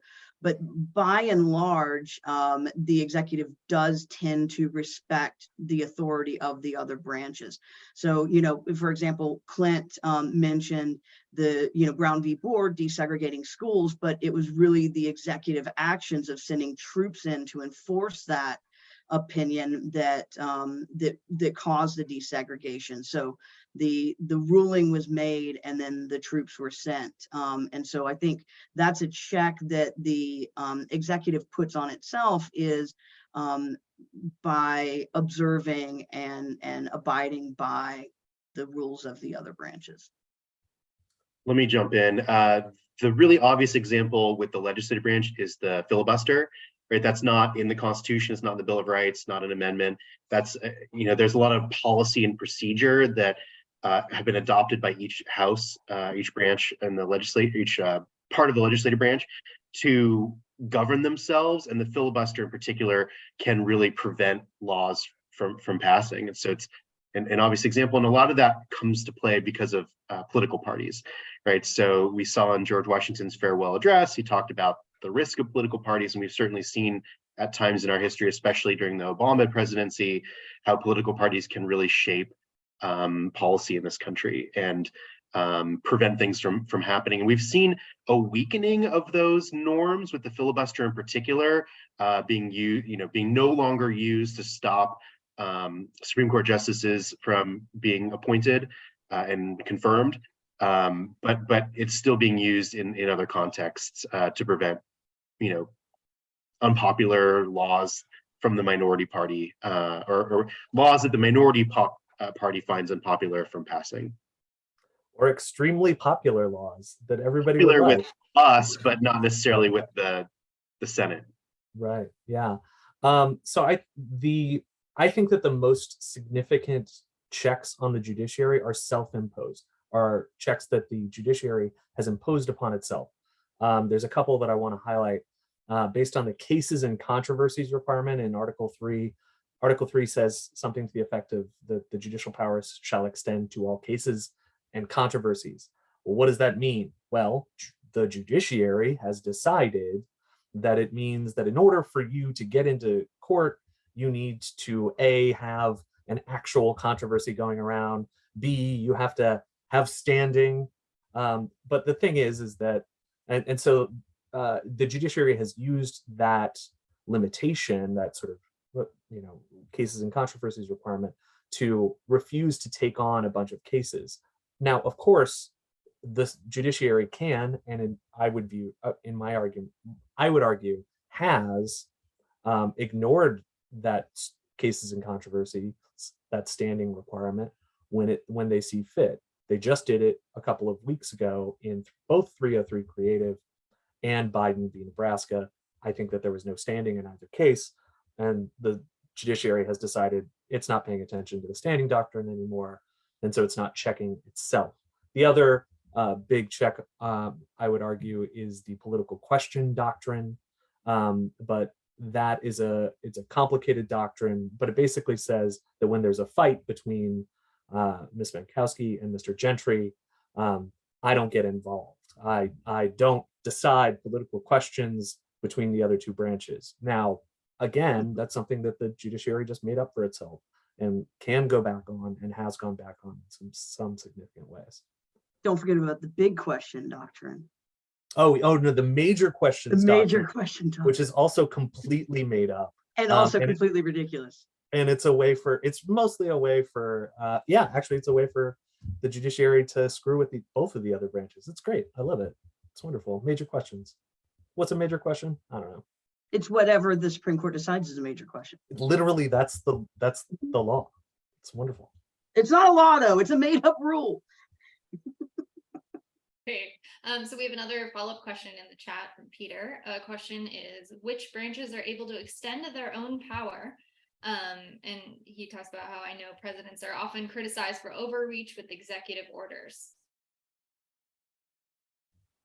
I mean, I think the president is, or the executive is the most able to extend his own power, simply because of the structure of the government and administrative agencies. So, if the president wants to have power over something, open up an agency on it, and generally speaking, well, until recent courts, it actually needs to go through, and there needs to be some sort of actual harm created to then make it justiciable.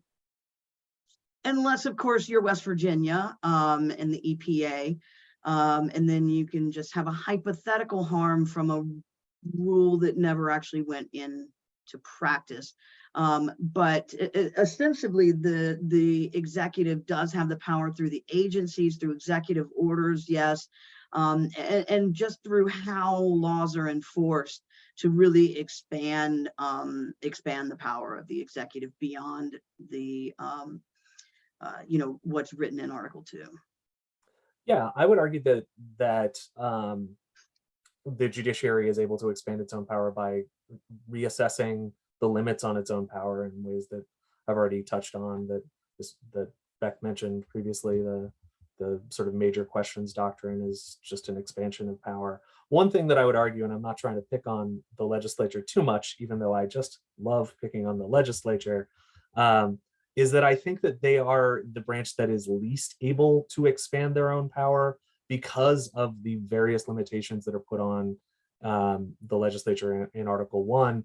All of that long Article 1 list of things that Congress can't do constitutionally. And whereas with Article 2 and Article 3, there aren't that long laundry list of powers that are either vested or delegated, or you can't do this, you have to do this, all this kind of stuff. It's just the executive power is vested here, the judicial power is vested there, and then that's kind of it. Yeah, I mean, it's a misnomer to say that there's a laundry list of things that Congress can't do enumerated in the Constitution. There are a few, ex post facto laws is one example, but generally the sections in Article 1 are enumerated powers. But there is, I do acknowledge the 10th Amendment. But as far as expanding powers, there's two main things. One is when we have seen major amendments to the Constitution. We mentioned the 14th Amendment previously, but all of the Reconstruction Amendments and most amendments since then, Congress includes what we call an enforcement provision. So the 14th Amendment says the Congress shall have the power to enforce by appropriate legislation the provisions of this article. And so what that does then, when we have these major amendments created by Congress, it creates a new mechanism in addition to the original Constitution by which Congress can now pass laws. And especially with the 14th Amendment has passed a lot of laws. We mentioned the Civil Rights Act and the Voting Rights Act a lot, but there are others. The other major way is through the, I guess, the oversight powers that Congress has sort of created for itself. So, the subpoena power, the investigation powers that they have, or that, we see this a lot, especially modernly, where Congress is calling in the heads of agencies, other individuals, members of the FBI, the president sometimes, or representatives for the president to come in and testify or provide evidence, documentary evidence to Congress. And really the Mar-a-Lago raids conducted by the FBI have led to a number of investigations within Congress, or even the investigations over January 6th that we've been seeing. And then, they issue these reports and things that then criminal enforcement agencies might use to prosecute, in this case, the president. Hey, great. Thank you so much to our panelists, our debaters. Now we are going to open up the breakout rooms, and you all will be able to discuss who you think is the most powerful branch of government. Then, as I said before, we're going to come back into the main room. We'll have a quick vote, and we'll send you on your way. So, given the time, we're going to do this for 15 minutes. So we're going to come back at 12:50. To the main room. You'll be called back. So I'm going to open the breakout rooms right now. Everyone should be automatically assigned to a breakout room, but if you don't, feel free to message me and I'll make sure you're organized. For our volunteers, try to spread yourselves out evenly. So if you enter a room and it seems like there's a lot of other volunteers, try and go to a different room to make sure we're all spread out. And so we'll have the discussions now. Thank you, Sabrina.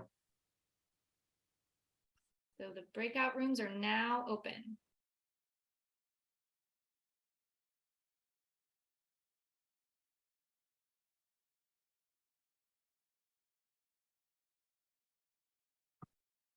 All right, should we pause our recording until we come back for the final vote? Yes.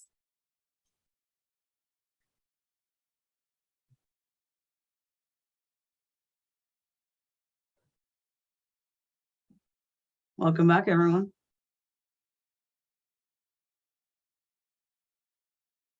All right, Sabrina, should we say the three of us can't vote for ourselves, but should we let the other volunteers vote? Absolutely. I'm just setting up the poll right now.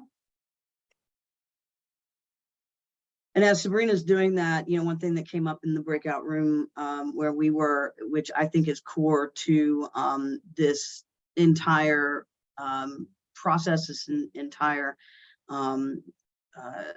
program that you're in, is asking the question, what does power mean? So breaking down the question that you're being asked and really understanding all of its component parts before trying to answer it. I think that that's really key to excelling in here, is having a mastery of these key terms, or key Supreme Court decisions, legislation, executive actions, etc., and really understanding what those are to then be able to answer questions about them. So, ask yourself, what does power really mean? And then how do the branches of government execute that power? See what I did there? Absolutely. And I also say, I think Clint got it, but yeah, defining your terms as you're responding to a question in case the judge's question can leave it open to interpretation. You setting the stage for how you are understanding the question gives you understanding points in the rubric. So looks like we're all back now. And so I am going to open up the poll right now, and we will all get to see the results. It should be up now. Can everyone see it? Because I have to hit the word launch. There it is. Okay, so we are going, and I can see how many people participated. So please make sure everyone participates so that we can see who the winner is. It's got 80% participation. Very close. I guess I don't get to vote, but You're not going to have 100 because, yeah, there's a few of us who aren't voting. Yeah, you're gonna have a -4 at least. Although Sabrina, you could vote. no, I can't. Oh, okay. Unfortunately. Okay, looks like we're all in. Yes, looks like we're all in. So, are you able to see the results right now? Nope. No. Okay. Drum roll. You have to close it, and then the results will appear. All right, and here are the results. The judiciary. Woo! By a large margin this year. Yeah. That is a nice score right there. Just because they suck the most doesn't mean that they're the most powerful. Yeah, well, True.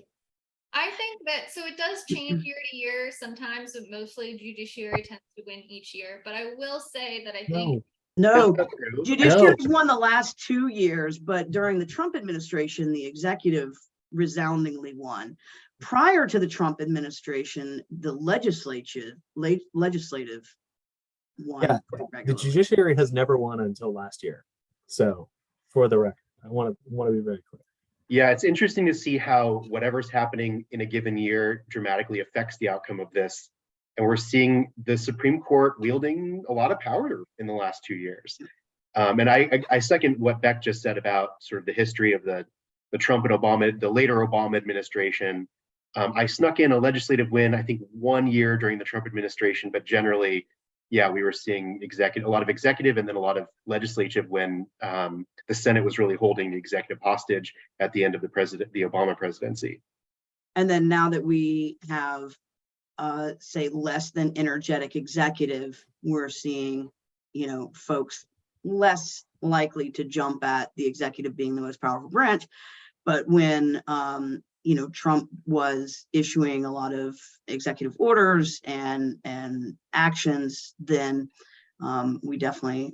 there was definitely a different opinion on that. And when we had a more evenly divided Supreme Court, one of the reasons I think we're seeing the Supreme Court with such a outsized voice right now is because of their conservative supermajority, and thus there's not really split decisions happening. Right. Thank you all for participating. That's all we have for you for summer session 1. We really appreciate your attention, being willing to engage and be thoughtful about what's going on. This program is built on that kind of participation and engagement. And so we appreciate your time. We thank you to all the people presenting today. We also appreciate your time. This program could not function without the lovely volunteers we have today. So with that, I'm going to let you all enjoy the rest of your Saturday. We will see you back for summer session 2, which is on August 5th, the same time frame, 10 a.m. to 1 p.m., where we'll have a bunch more fun things to talk about and highlighting for the program. And I'm going to hang back for a couple minutes. So if you have any straggling questions, feel free to chime in the chat. But with that, have a wonderful weekend. Thanks. Thank you, Sabrina. Great job. Thanks, Sabrina. Thanks, Madam President. Thank you.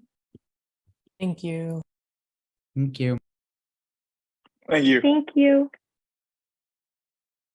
Thank you.